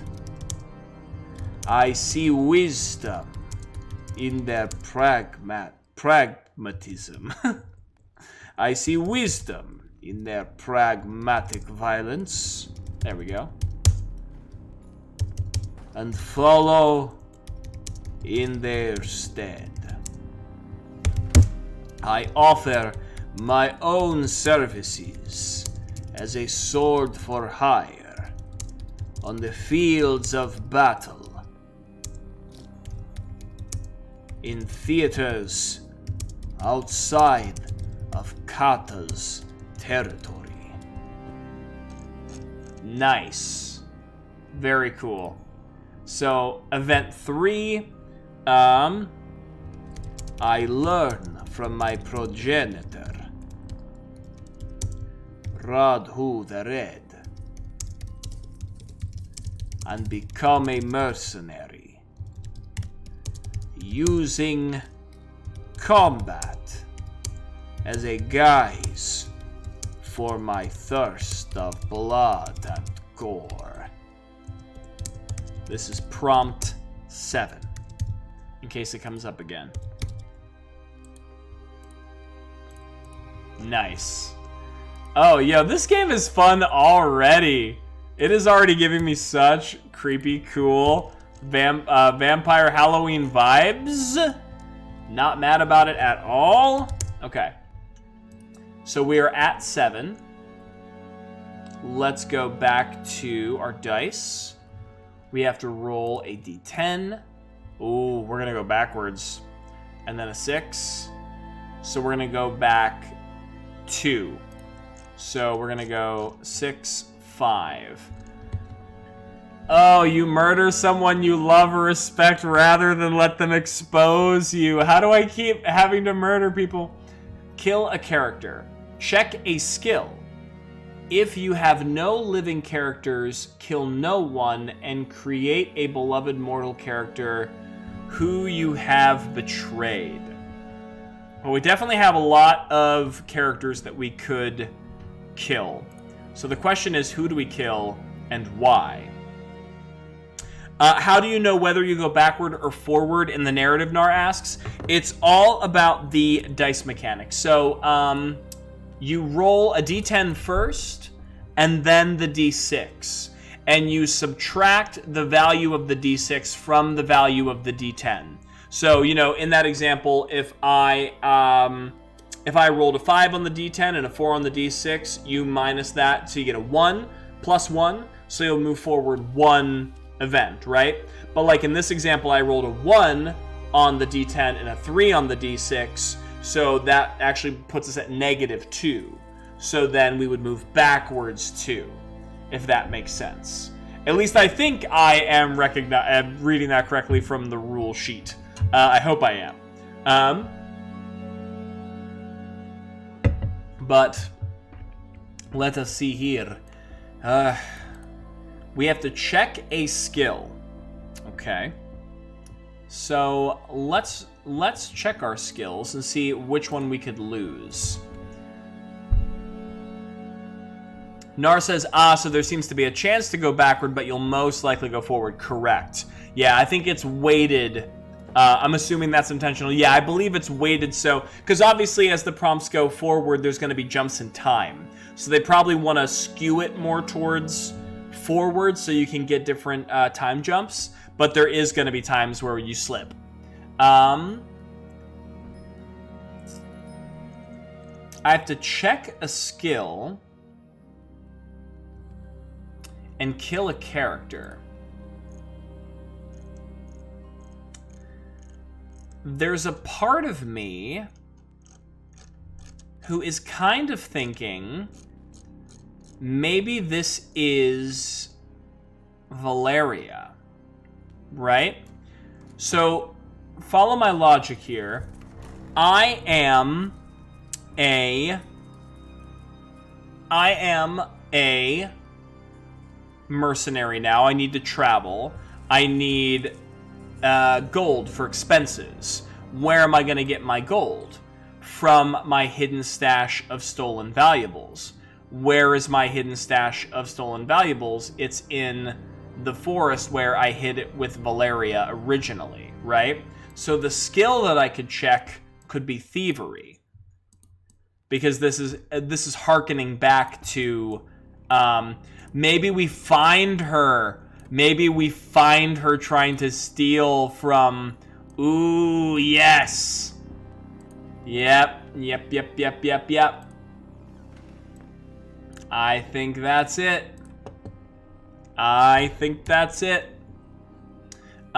So let's go to memories. So this has to go under spoils of war for sure.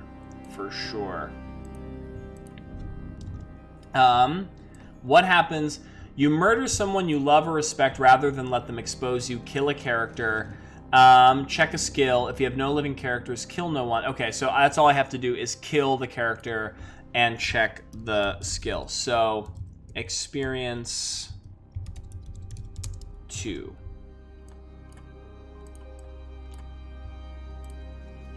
Let's bold it. Let's go down. And let us get into the mind space of Gjorin. She failed her stealth check trying to steal from the vampire. Is that what you're saying? Exactly. She took a few levels in Rogue, but not enough levels in Rogue to get past our passive perception, which for a vampire turns out is pretty high. So yeah, I think... Oh wait, so check a skill. Yeah, I think thievery is the one that makes sense here. We catch her in the act of thieving. So let's go to... Because we could obviously eliminate her in other ways, but I kind of want to keep some of these other skills. I think thievery makes the most sense. So let's go back to memories. This is under spoils of war. My time serving armies across... What is the name of... Ooh, okay. The country here... Stregoval.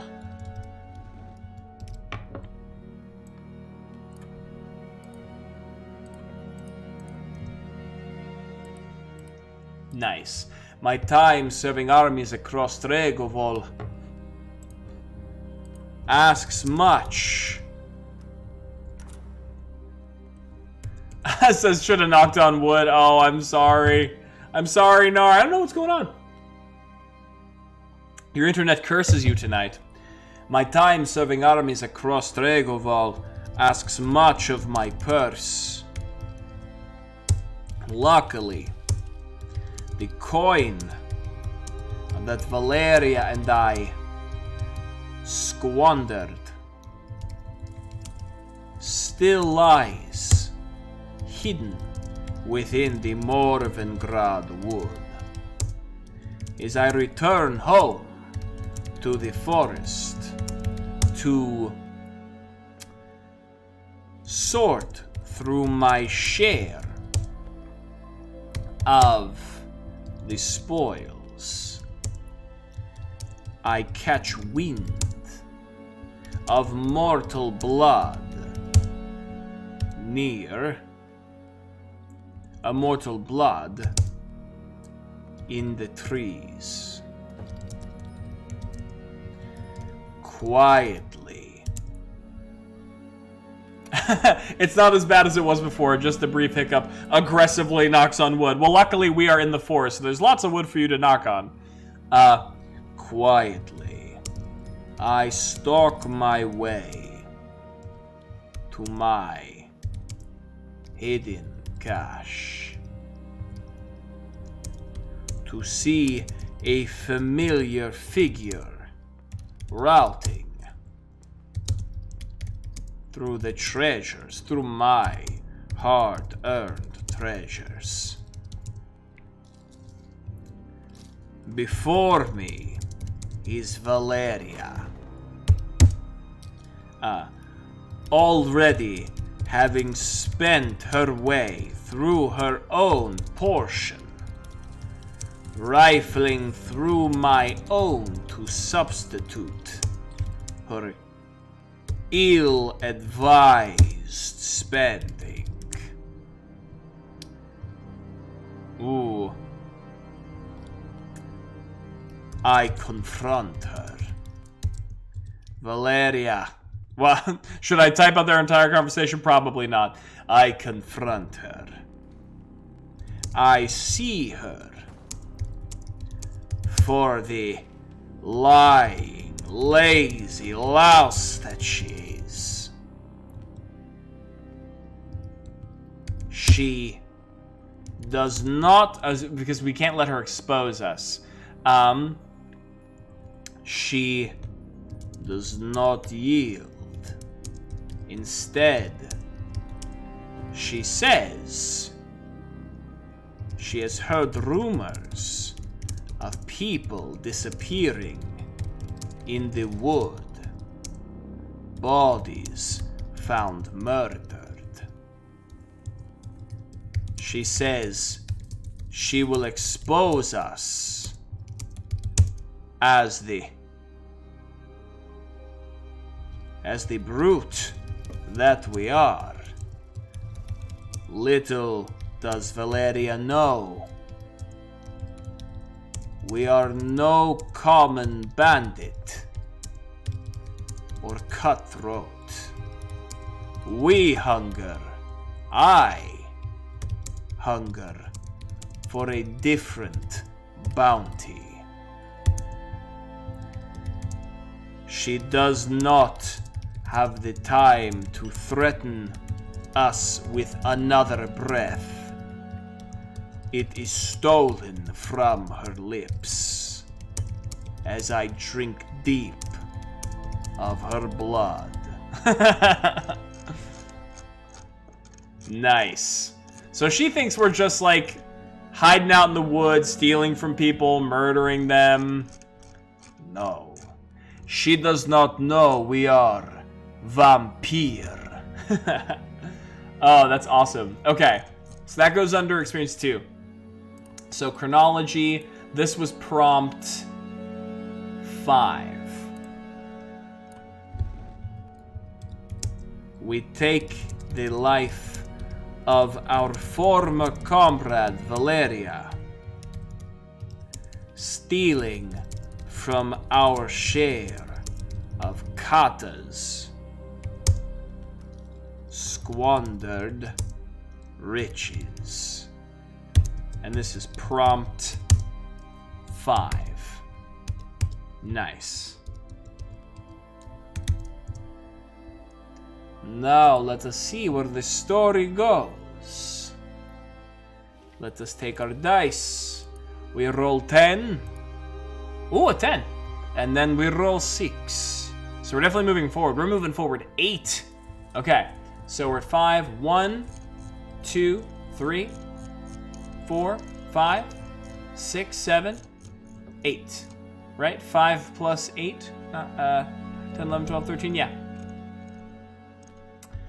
Ooh, this is a big jump in time. That's a lot of forward. Yeah, this is truly a big jump in time. Generations of the same family serve you. This line starts from any living mortal character or from the descendants of a dead mortal character. Which bizarre rituals do they tie to their servitude? Lose a resource and create a Servitors of the Lineage resource. Ooh, that's cool. Oh, hell yeah. Okay, so resources. So,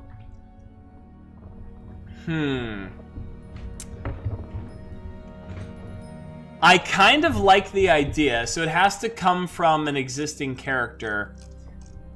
I kind of like the idea to kind of make the story kind of come like full circle.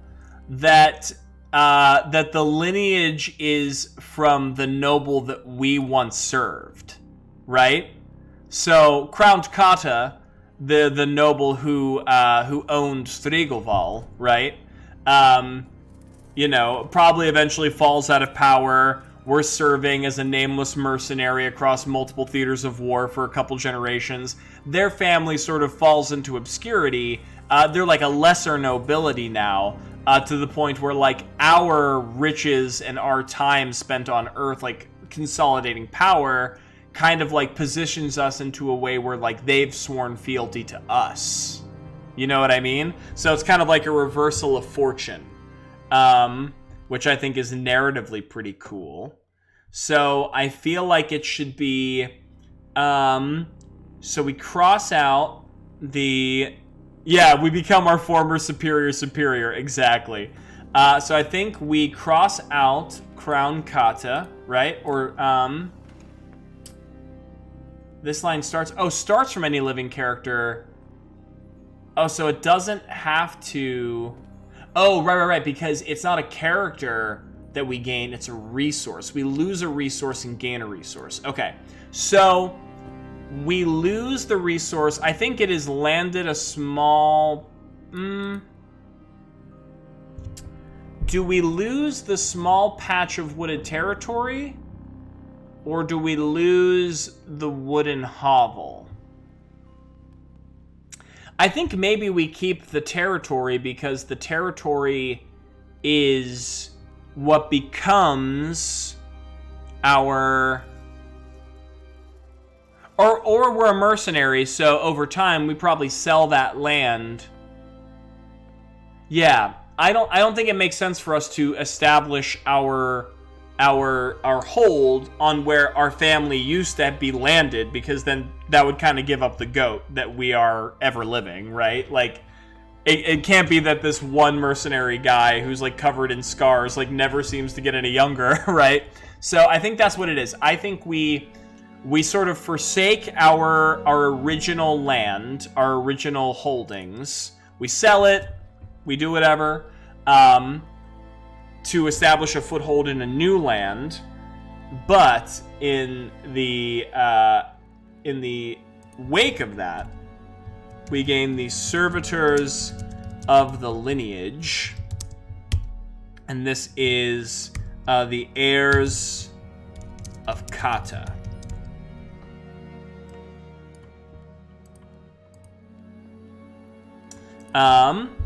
So the prompt did ask...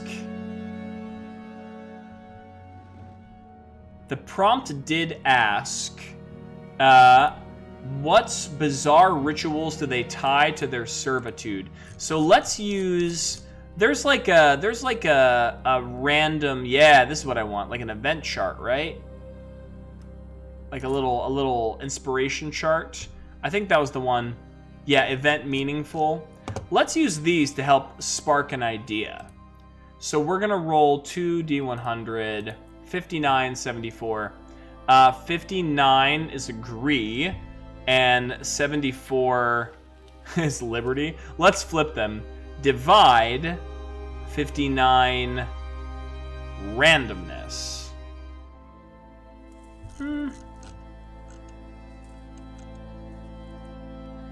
Agree liberty, or divide randomness. Okay, I kind of like divide randomness. This is kind of grim, but what is their bizarre ritual?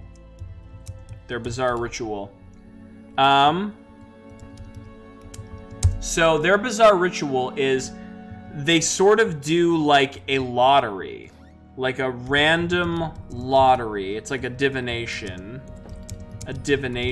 of sorts, which marks certain family members as like feed for Gyorin, right? So that is how they show their loyalty. They will all sort of partake in like this random lottery, and whoever like loses gets the honor, right? It's like, to them it's like they're chosen. They are given the privilege of giving their blood to sustain their master. Really, they're just being randomly chosen to be eaten so other family members don't get eaten. But it's like, it's treated as this sort of like divine event. You know what I mean? A random lottery, which marks certain family members to be used as feed for Gyorin. They see their selection as a divine gift to serve blood for their master. So like, yeah, so like he keeps them protected, and like, you know, at least protected at large. but only if certain members of the family are sort of routinely and ritualistically, like, offered to him as sustenance. Which is probably very, very pleasing to Gyorn, given his history. Okay, so, memories. I think...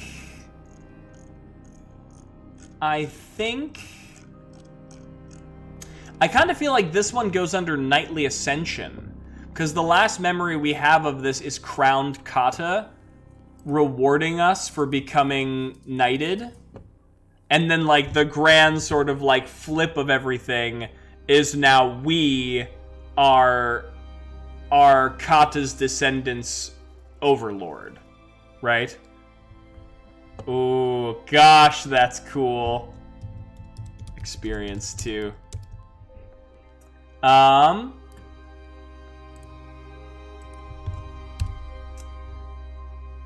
So now we enter the mind of Gyorn.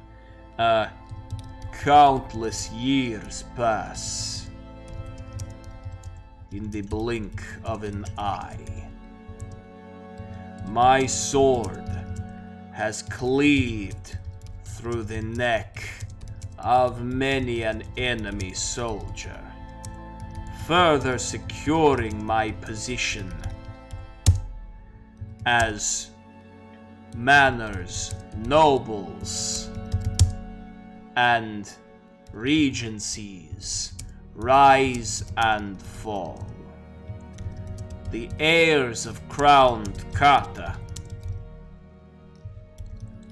weak from prolonged defense of their beloved Strigov,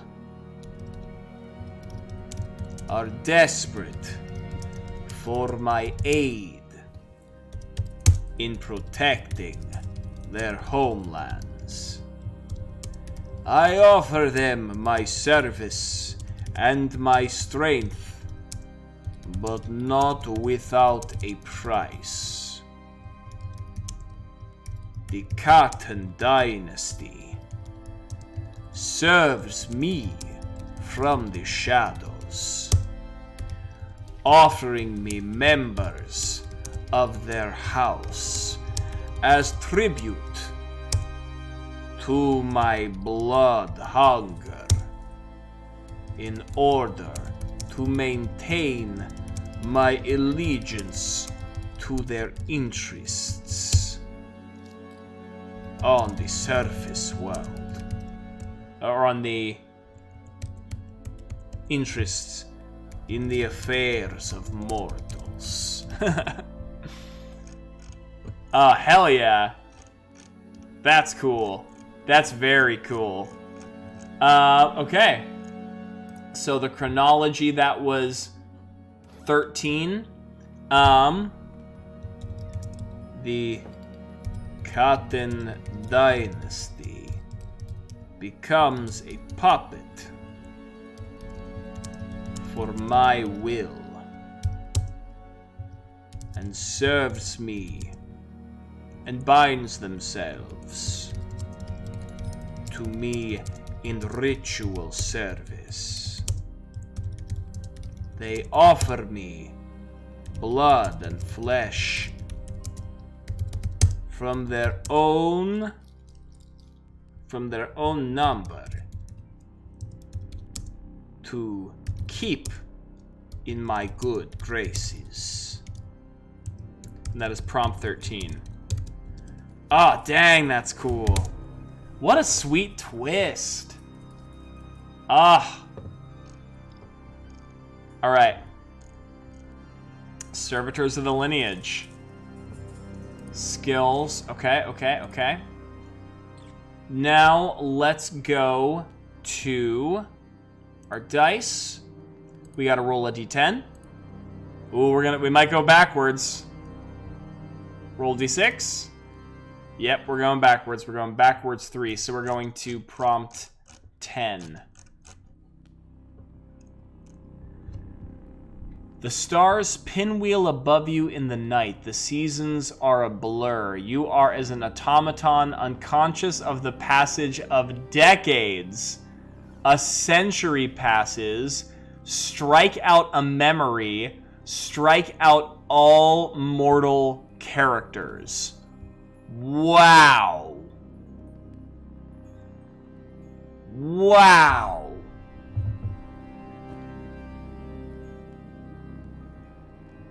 That is wild. Okay, so yeah, I mean, I would go back 3, right? 5 minus 2 is negative 3. Dang. Okay, so strike out a memory. What memory do we want to lose? Honestly, yeah, it didn't take long for the time skip, says Nar. You're not wrong. Honestly, I think the memory we probably want to shed away is Secrets of the Forest. That is the one where we devoured... looks at the time and gas has already been over 2 hours. I know. I could go on forever. I'll go on for a little bit longer.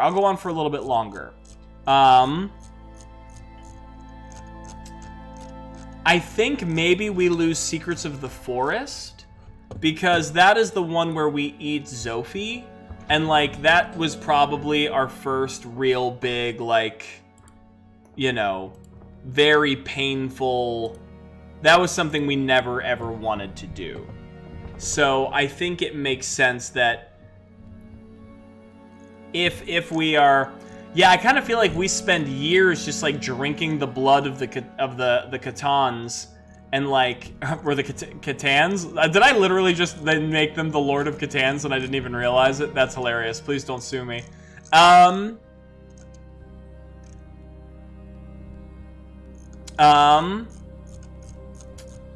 I think we lose this memory. So we're gonna put that memory in the past, which means we can add a blank memory for now. And then a century passes, strike out all mortal characters. So, I mean, this makes sense. At this point, none of our remaining family members would probably still be alive. So we are going to take everybody here. We're going to strike them. We are going to... Actually, I might just rename Lost Characters. And let's put them... Things Lost. How about that?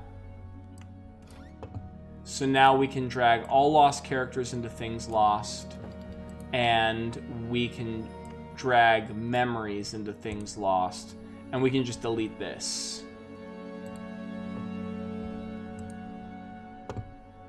Lost characters, lost memories. So yeah, we know no one now. The only people who even know is like, oh wait, Valeria was definitely crossed. And Crown Kata was lost. Oh no, Crown Kata was not lost. Valeria was lost. And who else? Oh, Sophie was lost. Okay, so, and then we can delete this. So I kind of think when it says like the stars pinwheel above your head, I kind of feel it's not so much that we're just like, we just vibe out. It's just like, we kind of are just set for a really long time. Like, we've established ourselves like as a secret, like, puppet orchestrator of politics and war under the heirs of Kata. They are just routinely feeding us. We really don't have to work at all. Do you know what I mean? We can just we pretty much just spend time in our like undercroft. I imagine like in the bottom of some temple or some castle, and we're just routinely fed from the airs of Kata, and we can just let all of this time wash over us because there's nothing really required of us for a good deal of time. So if it says strike out a memory, I feel like it says most prompts give an experience, but is this really an experience? I feel like we're just losing one, you know? I feel like that leaves us with a blank memory. Or maybe I'll name this the roll of years. Experience 1.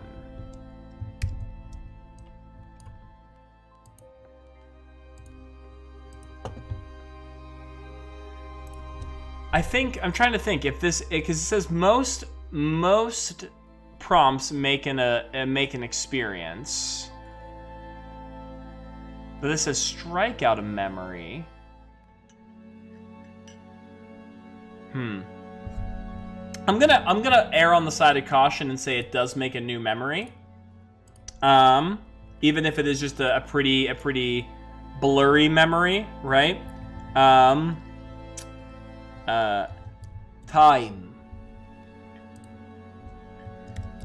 Time becomes a sea of darkness.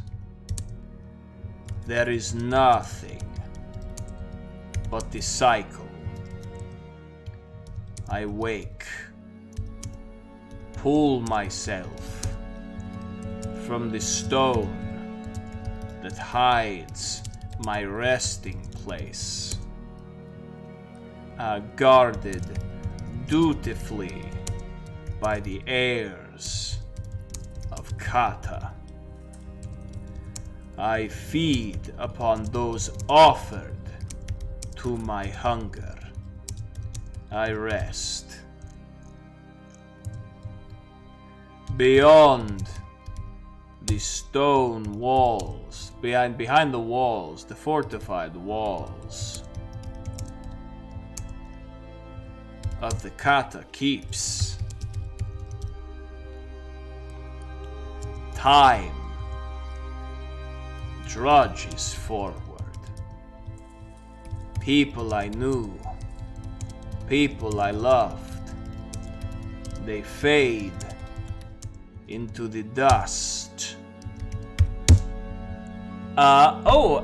Taz! Happy to have you. I am playing a 1,000-year-old vampire. It is primarily a solo TTRPG journaling game, which I'm deciding to play for Halloween. So yes, if you want to stay for some scary, blood-hungry, very sad, depressing journaling vibes, stick around. And you'll be able to hear me use a sort of fake Dracula accent. So it's 2 for 1. People I knew, people I loved, they fade into the dust of long forgotten memory. This is for the best.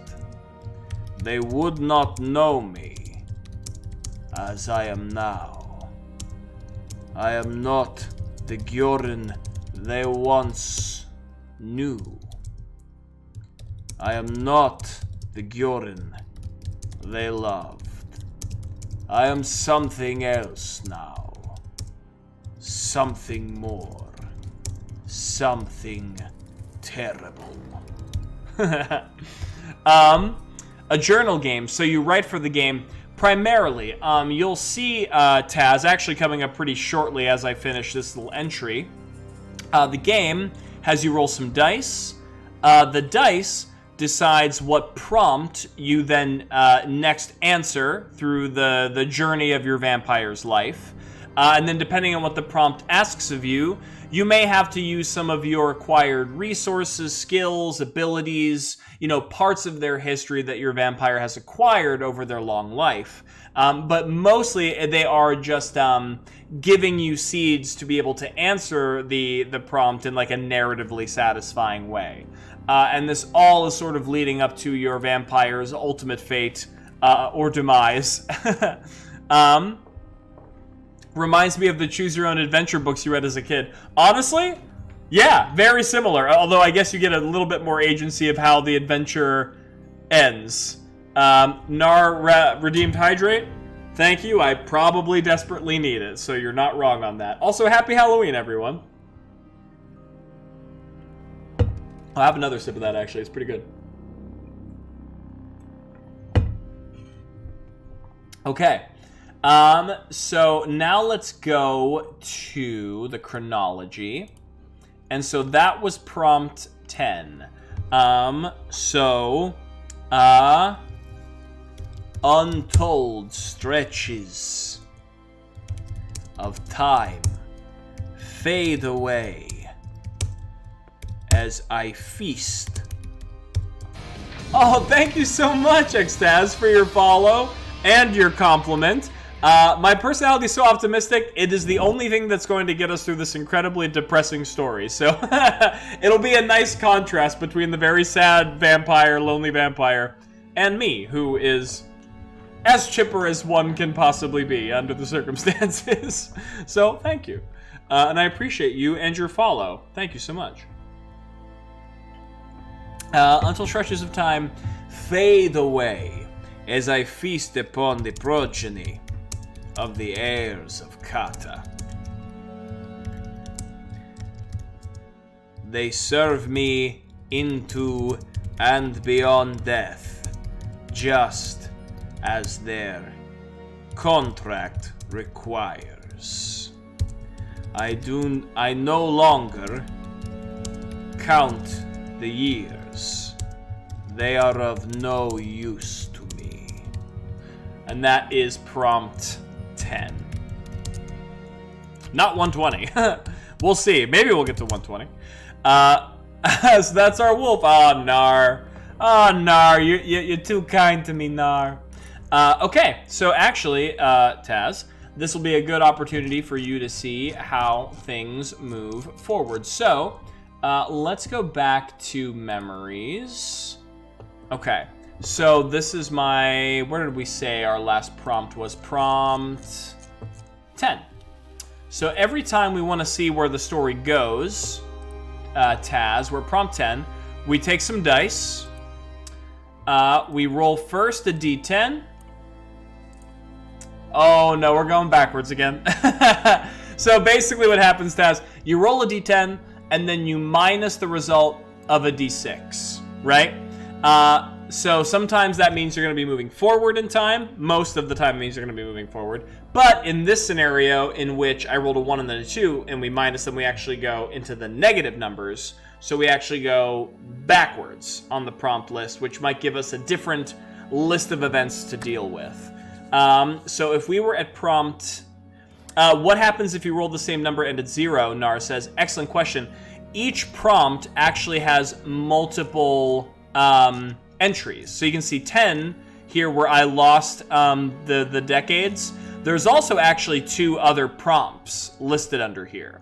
So if I rolled 10 again, I would then do 10-2 and then do 10-3. And then if I ever did all of 10, you would just progress to 11. I think that's how it was written initially.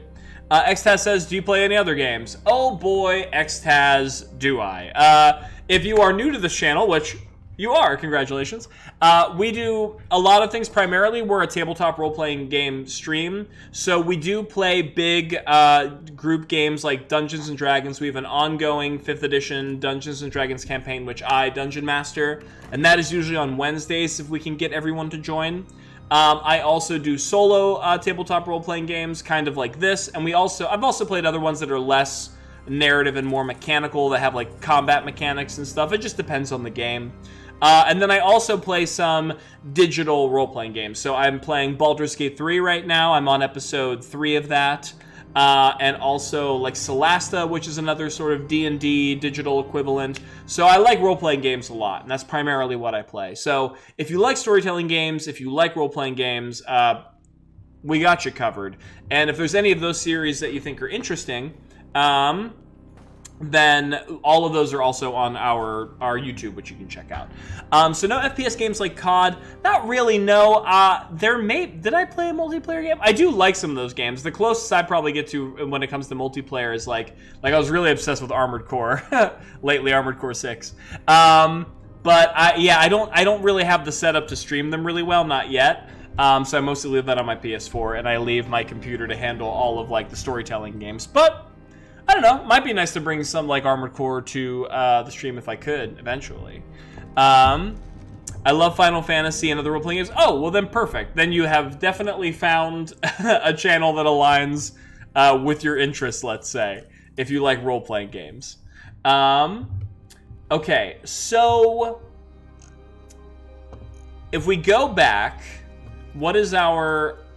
So we're only going back 1, right? Yeah, negative 1. Well, actually, right? Because if you go... Tassus, I think you're the most chipper streamer I've seen on here. I've seen one who played Dark Souls, but doesn't stream anymore. You remind me of him? Oh, well, thank you. Dark Souls is another really fun one. I played it years ago. I played through, actually, now that I think about it, I think I played through every Soulsborne, except for Elden Ring. And, I haven't played Sekiro either. That might be a fun one, if my computer could run Elden Ring. Although, I'm currently playing Lies of P. I've heard good things about Lies of P.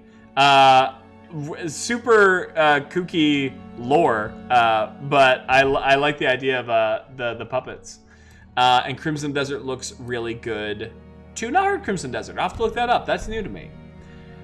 Here's the thing, though. I'm not really great at math, so am I crazy in that thinking that if you minus 2 from 1, it's -1, or is that 0? No, that's -1. Yeah, you'd have to get 1 minus 1 to be 0.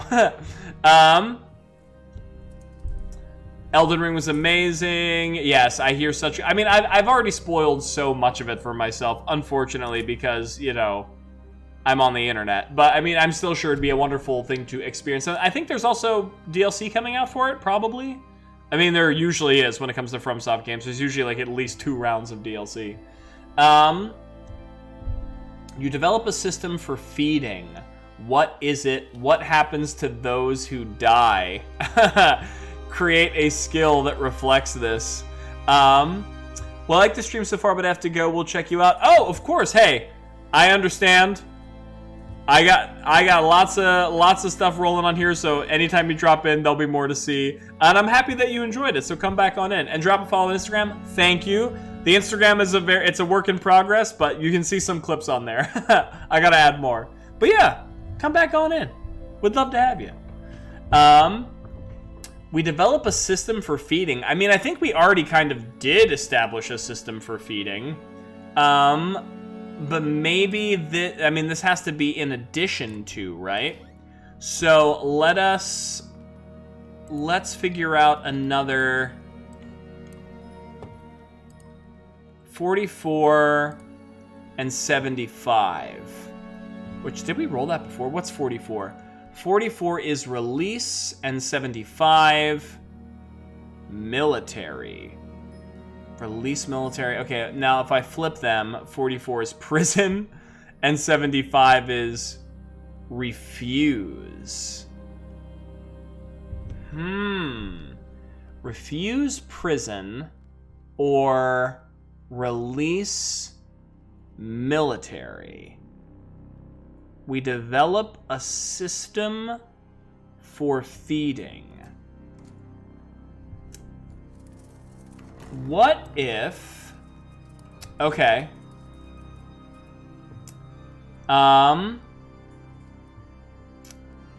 Ooh, okay. What if... This is gonna, once again, get kind of weird, but I think I have a good idea.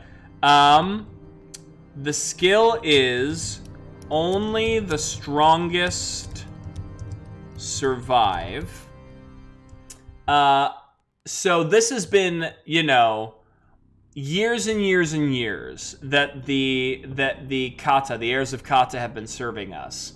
And over time, they started with this like ritualization of like the lottery, but over time, of course, rituals, traditions, they change. And we probably have an influence on how these things develop, right? So what if, let's go back to the memories. We sort of developed this system where instead of a lottery, that we sort of convince them, or through our hypnotic powers of suggestion, we sort of have them begin to ritualistically train and combat one another, right? Almost like in this gladiatorial combat, these blood-soaked pits, each one becoming stronger and stronger and stronger, only bringing us like the greatest example, the most prominent fighter of the kata lineage. And once that like gladiator reaches the apex of their journey through the arena, their prize is that we feed upon them, right? They don't realize that, or maybe they do, but we then feed upon them. And since we're draining like these apex warriors, that we are now becoming even more so infused with their strength and their vigor, right? We're not just feeding on like any sickly specimen. We are feeding from like prized warriors honed over generations of like gladiatorial ritual combat. Right? That sounds kind of crazy. I kind of dig it. What happens to those who die? Create a skill that reflects this. What happens to those who die? I think maybe... Yeah, like maybe we immortalize them. Like we tell people they like ascend, They ascend their mortal strife, and they become something greater. They become part of something greater, quote unquote, right? Maybe they're immortalized in statue around the arena, which is obviously underground, a subterranean fighting pit. But like they really have just been devoured by us. I think that sounds really metal, and I think I want to move forward with that. So you develop a system. So what does this go under? This kind of feels like this goes under spoils of war as well, because we are getting the spoils of their combat, and this is also connected to the whole heirs of kata line. So let's go, and that's gonna fill this memory. So if we have to fill this again, we may have to transfer this into a diary. Experience 3.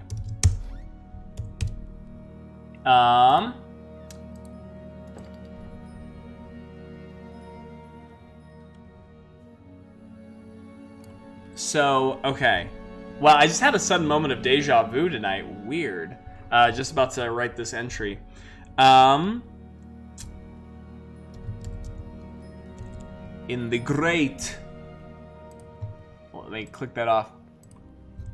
In the great span of time that the heirs of kata serve me, their rituals take new and gruesome forms. They now believe the right to be selected for ascension by their lord, Gyoren, must be determined on the field of battle. This also makes sense given that I was like a soldier and a mercenary. Like, I probably influenced them in this direction to make myself stronger. They engage in ceremonial gladiatory. Yes, gladiatorial? Ceremonial? Ceremonial gladiatorial. They engage in ceremonial gladiator trials and combat. Slaying the weak to make room for the strong. Those that prove themselves mighty assume the blood crown, and a chance to become part of something greater, guided by my influence. Little do they know that they are honing their bodies and souls for my benefit and thirst. Those who are crowned. Oh, and then Caught of the Crown, the Blood Crown. Oh, like all ties back into their lineage. Cool. Those who are crowned are delivered to me and drained in secret, bestowing upon me their vigor and fervor. The vigor and rage. The vigor and power.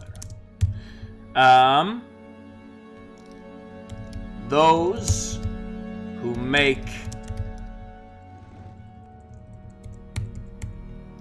those who are claimed by me are then raised in stone effigy in the form of grand statue that overlooks the arena in the undergrounds below.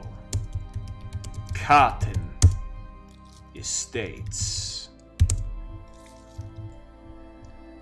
They are seen as the best of their bloodline, but they are little more than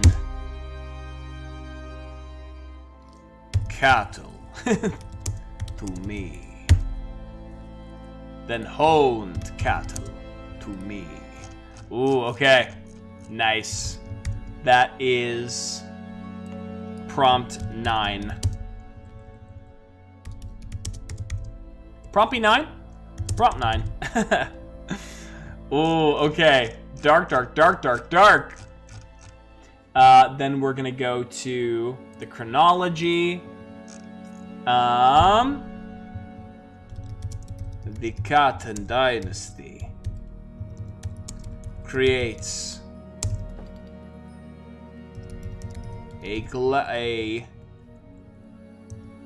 creates a religion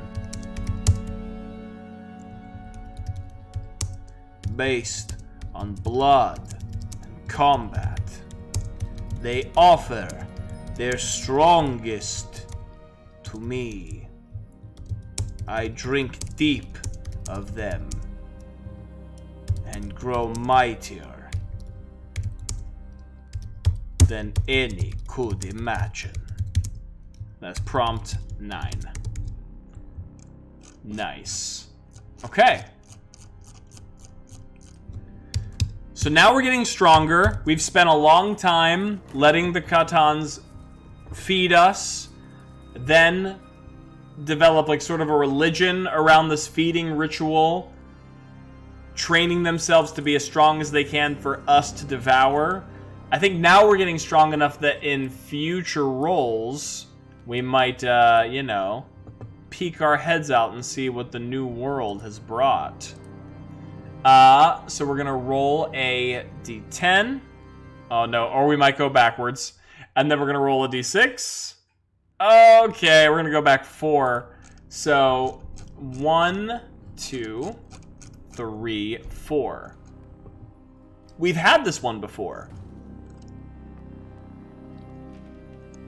Ooh. Ooh. Interesting.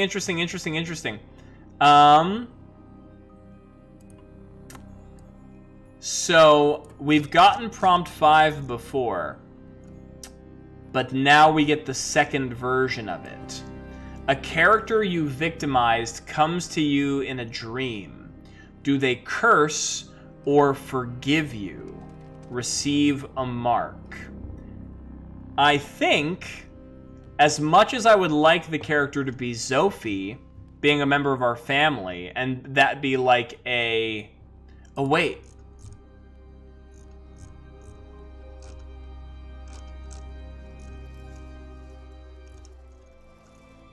Is this memory... Zophie we eat in the Secrets of the Wood, right? But where do we eat Valeria? If we go to memories, is she under Spoils of War? Yeah, she's under Spoils of War. So, I think maybe this... The heirs of Kata serve me. They must return on the field of battle. They engage.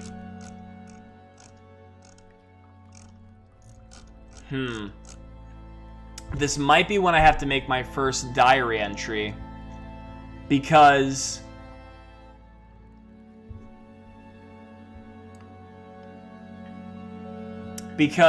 I don't want to lose... I don't think I want to lose the memories of... being served by the heirs of Kata. Right? I can't... I don't think I could have the memory come from Zophie because I lost that memory. I lost the memory of what happened in the woods. So I think the only character who is still within my memory who could influence my dreams would be Valeria. But to make a new memory...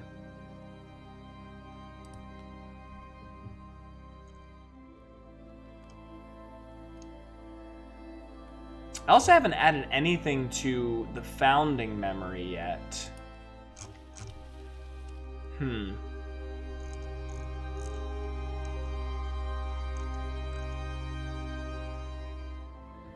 Maybe the roll of years... Maybe the roll of years actually belongs in the founding memory.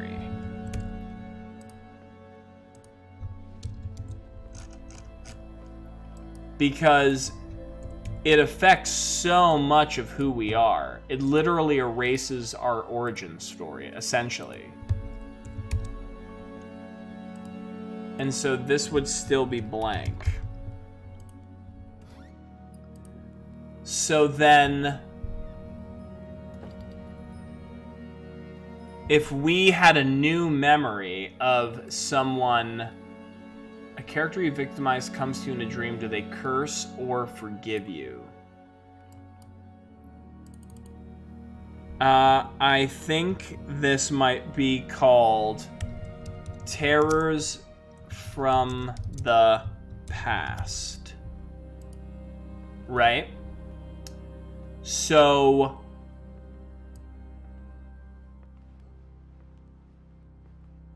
character you victimized comes to you in a dream. Do they curse or forgive you? Receive a mark. So the character is Valeria.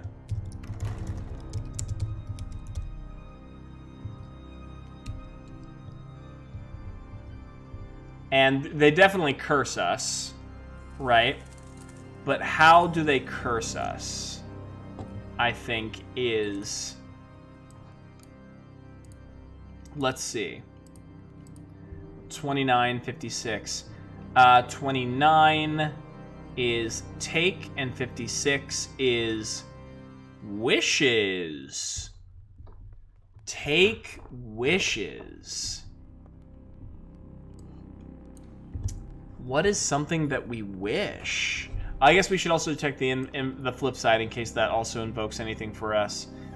56 is usurp, which is similar to take, and 29 is pain. Usurp pain.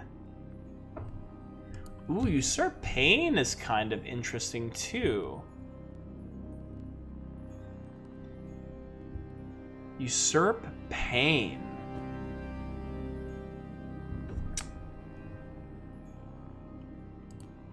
I feel like terrors from the past. This is a curse. Usurp pain. Experience 1. This is terrors from the past. Is a memory. Going the masochistic route or the genie route? Says Nar. I think we gotta go the masochistic route, right? I mean, like, that is...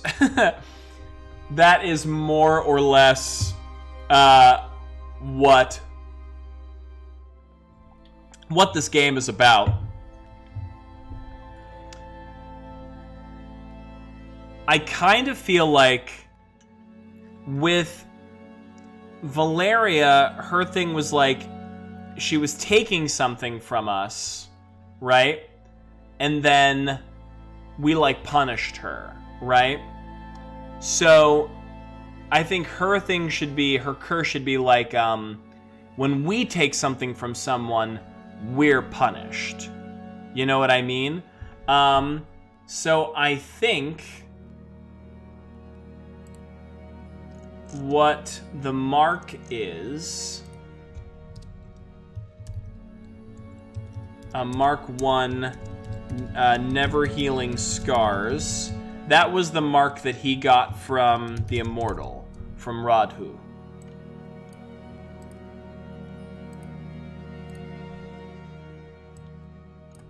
I think for the second mark,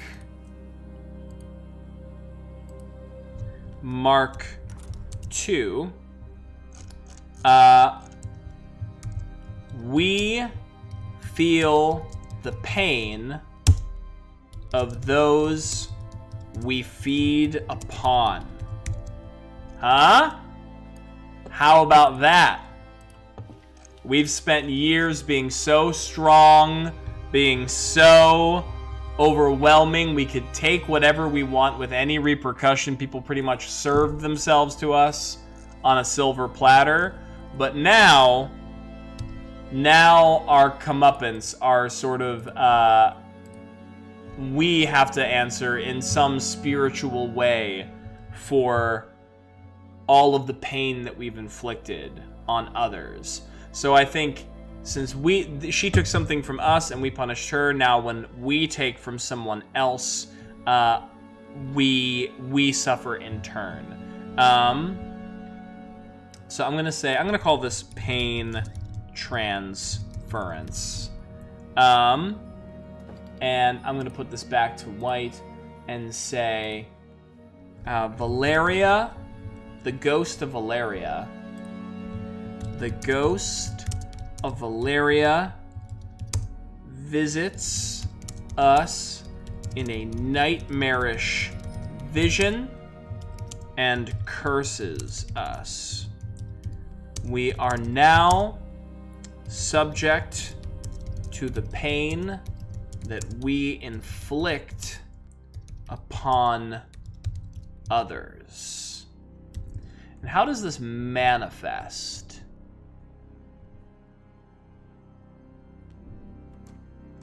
I want to say this manifests as a ghostly / spectral sigil, which is emblazoned across our chest. Right? How about that? I think that sounds pretty hardcore. So let's go to memories.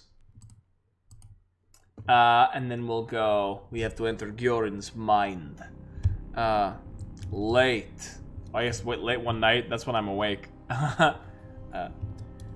While resting within the cotton tombs, after a bountiful feast of gladiator blood, my mind is stolen from me by otherworldly forces.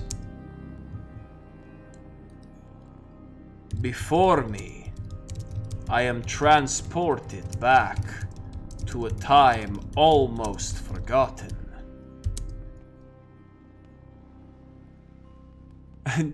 You were tabbed out and listening. I thought you said cotton for what word? Oh, for Catan. Yeah, the cotton tomb. It's very comfortable in there. It's very soft. Transported back to a time almost forgotten. Deep within the, what was it, the Morven grave? The Morvengrad. The Morvengrad wood.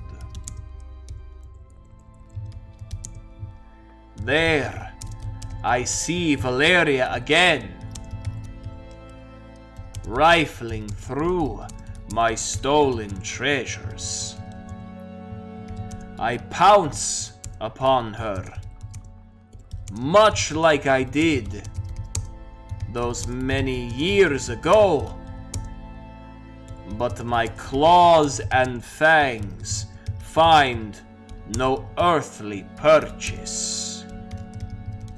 Instead, my body pushes through her as if she was formed of dust and smoke.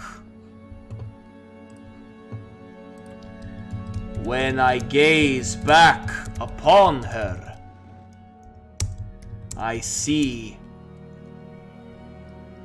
fang marks in her neck, oozing black blood. And suddenly, a wicked pain shears through my own neck. I writhe upon the ground as she points her finger at me, cursing me, reminding me of all the pain I have wrought upon the world.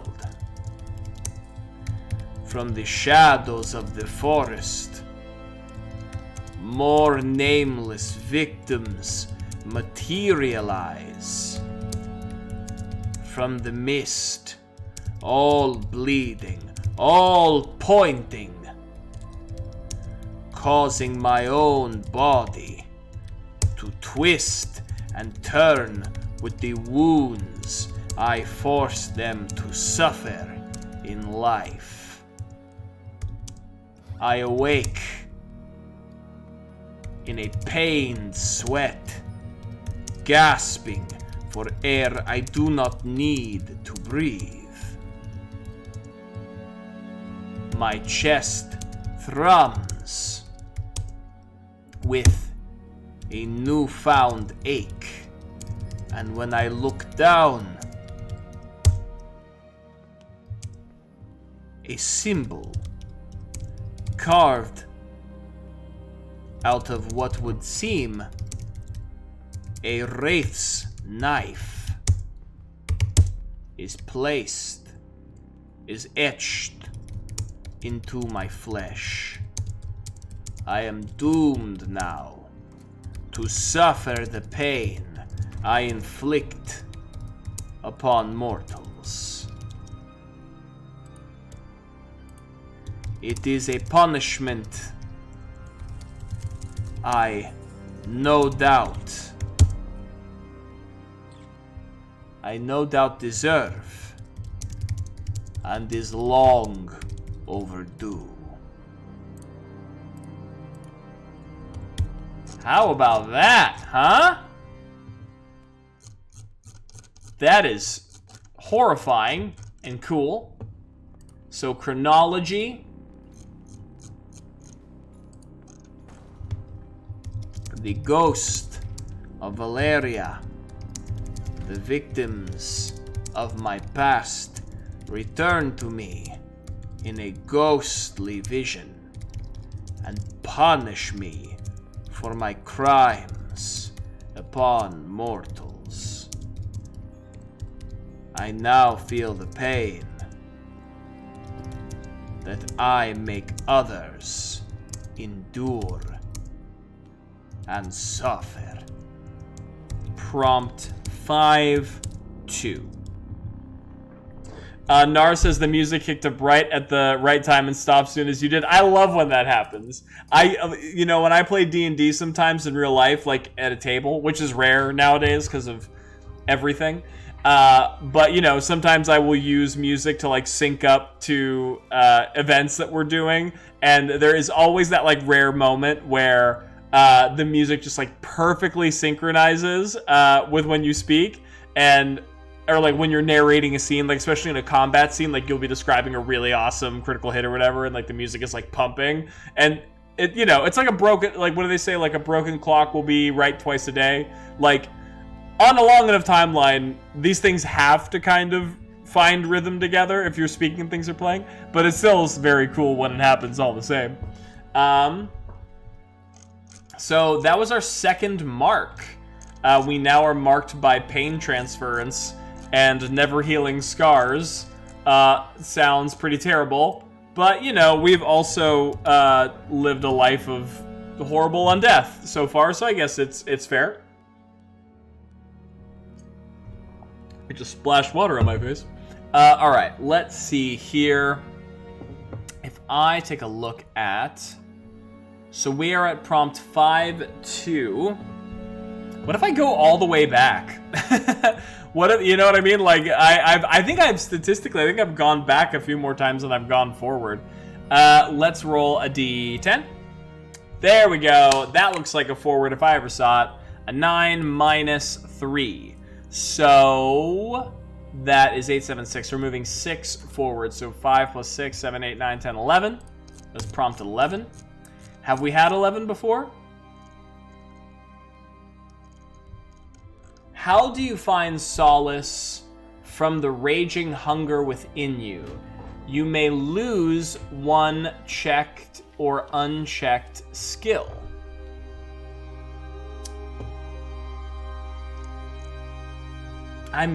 You may lose. Why would I want to lose a skill?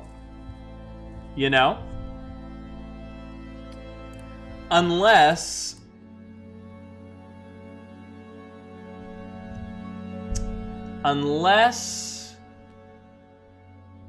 if it made narrative sense, right? So like, oh, but I don't remember my brother. I mean, my sibling. I was gonna say I would lose Bloodthirsty because Bloodthirsty was the memory of me devouring Zophie, but I don't have that memory anymore. I had to strike it out. So why would I want to lose a skill? How do you find solace from the raging hunger within you? You may lose one checked or unchecked skill. Only the strongest survive. Sword for hire. I'm not sure. I would want to lose a skill. Wait, well, look at this. Look at this art, by the way, down here in this corner.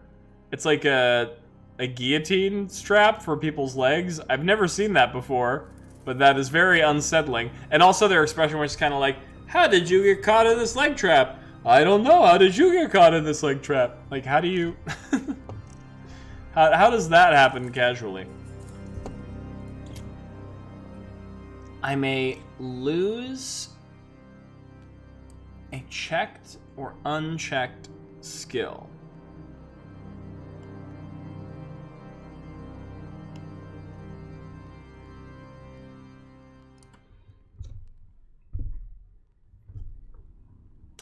I'm not sure how to resolve that.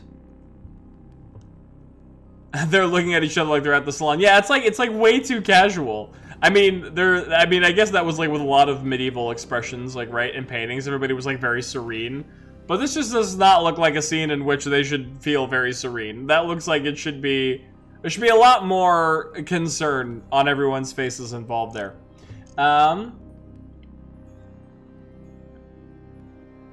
Well, I guess I do have to make a memory regardless. And then I may lose it. I don't have to. So maybe I just don't lose it.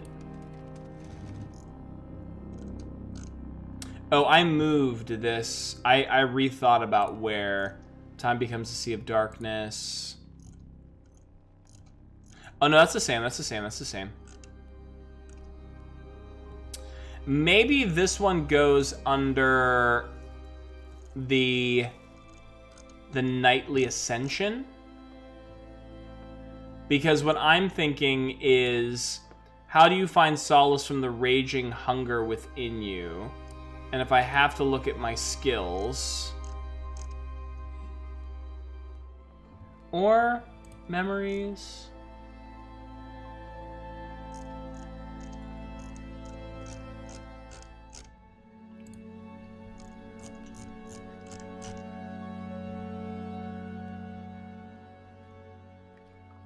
things lost, use the forest.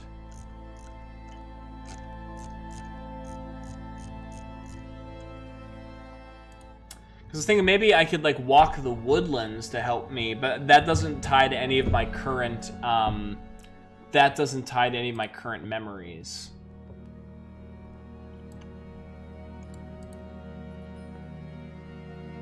Yeah, this, I think,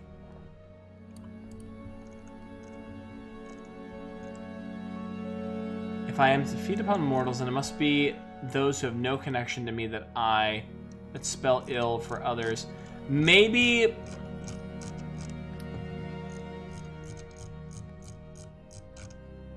skills. I'm a trained soldier, woodlord, bloodthirsty, sword for hire. Only the strongest survive.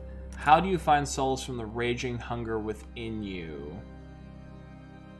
A lot of mine are very like combat focused. So I'm thinking maybe it's sword for hire.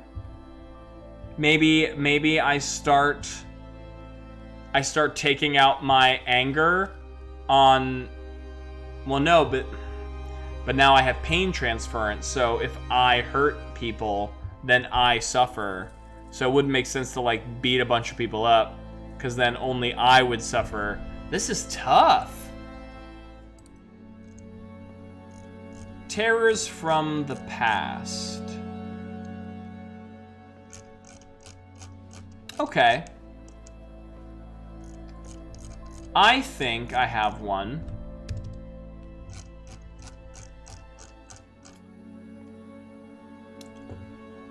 Because it says may, I'm not gonna lose it. I feel like keeping skills is important for the longevity of your character, but I think I can still use it without losing it, right?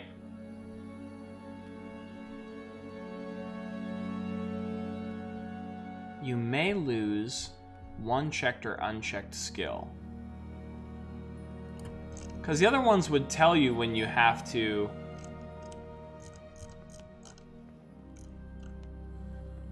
Yeah, like, why did let me actually read. I have an idea, but I just want to confirm.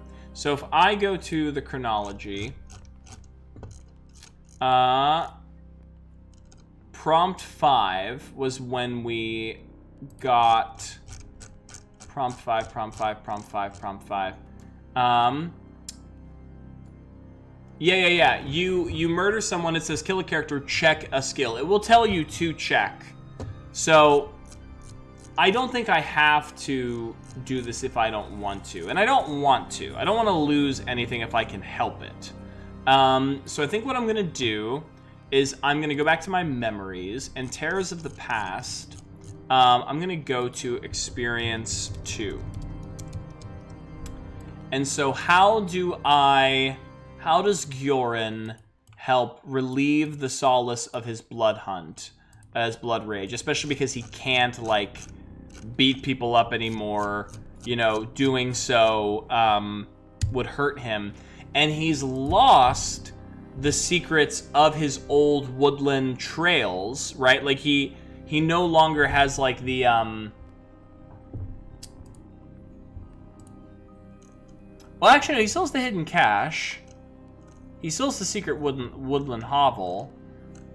Yeah, maybe he just spends time walking through the woods. I don't have to check it. So maybe, yeah, that's like one way he could, like, blow off some steam and, like, not harm anyone and not incur his, like, blood wrath is, with the mark. With the mark. Cursing my immortal form, I no longer can battle and wound without caution or repercussion. The urge to feed and to fight grows within me day by day. But these urges must be compelled to weaken and soften to preserve my own safety and sanctity.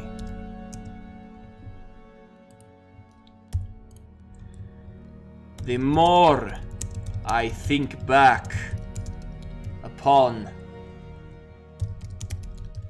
the cloudy remnants of my past, I recall the quiet solitude I found deep within the wooded groves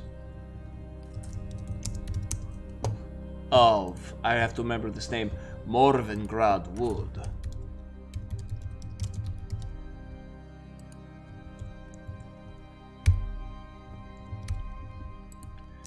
More and more, I find myself fleeting from my underground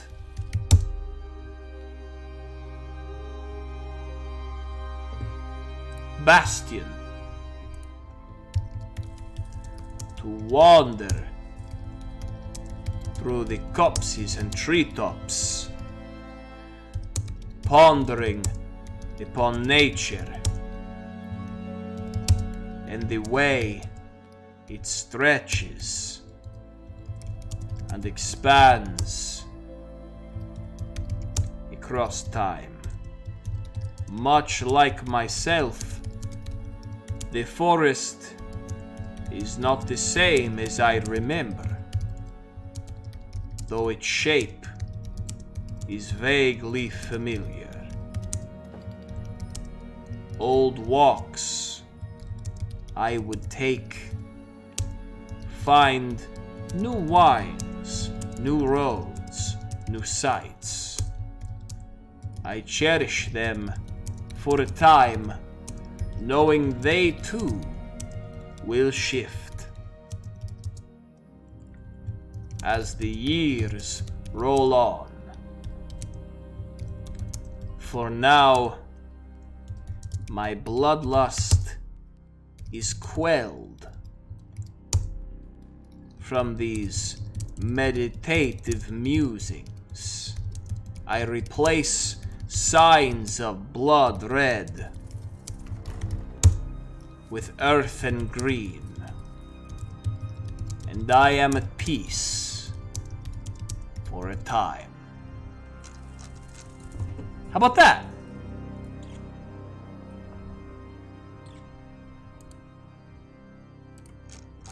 I dig that.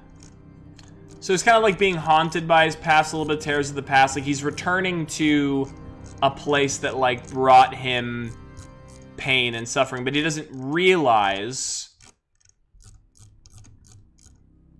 Oh, interesting. And that's where he killed Zophie, too. So maybe because of pain transference, that's also something that drags him there. You know what I mean? Like, there's a part of him who kind of remembers that he did a terrible deed there, even if it's, like, lost to his active memory, right? So there's a part of him that is still drawn to the forest because of, like, the dark past that is kept within, even though it isn't, like, active on him.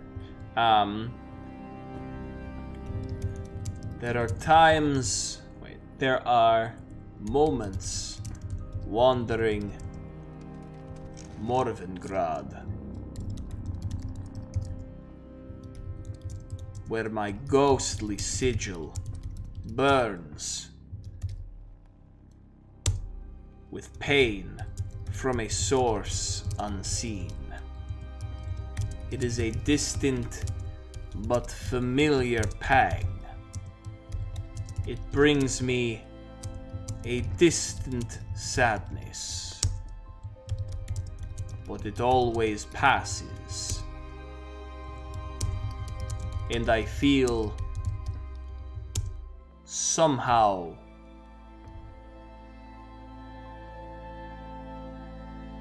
what is the word I'm looking for? Somehow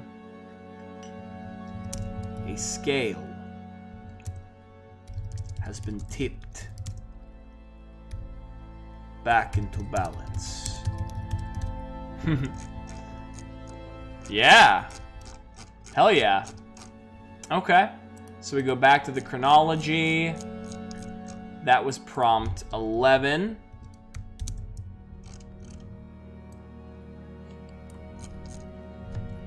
I find peace from my blood rage in the forest grounds of Morvengrad Wood. Something about its solemn branches and persistent overgrowth remind me of what has been and what will come to pass. And that is prompt 11.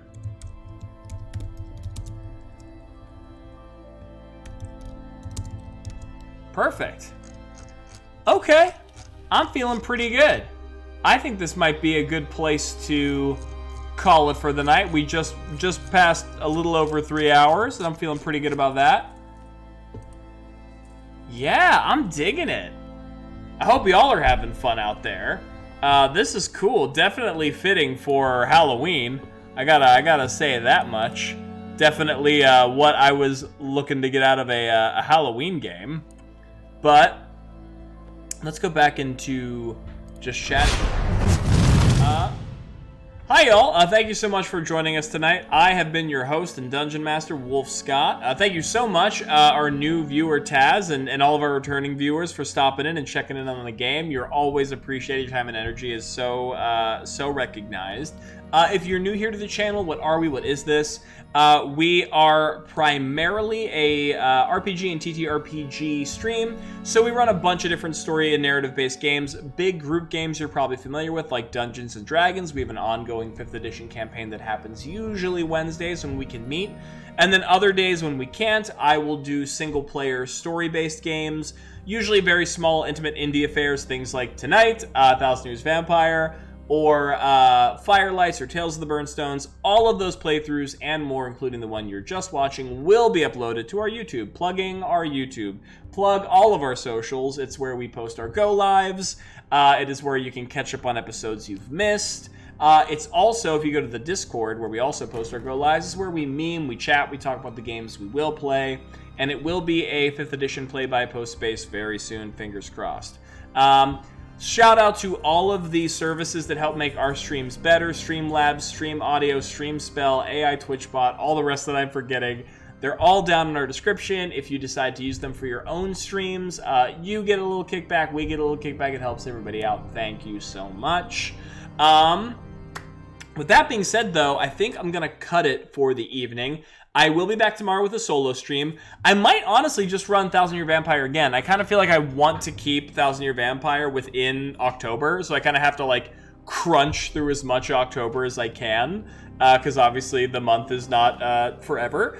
But yeah, might do that, and then otherwise you can catch us. I'll double check Wednesday to see what our head count is for D&D. Otherwise, you'll either see me playing 1,000 Year or Baldur's Gate 3. Once again, you're not going to be aching for content, so come back.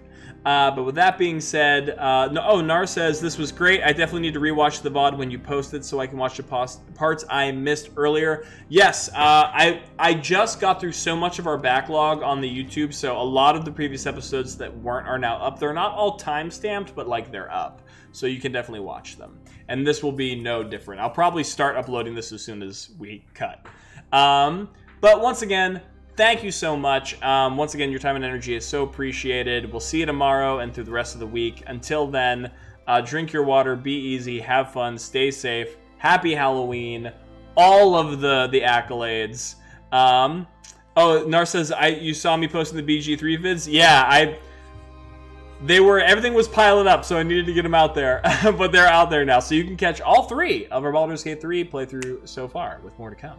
But yes, with all of those wonderful things out of the way, enjoy your night. I will see you tomorrow, and sleep well. And until then, keep on playing, friends. I'm going to roll that beautiful outro as soon as I find the button, and I just did.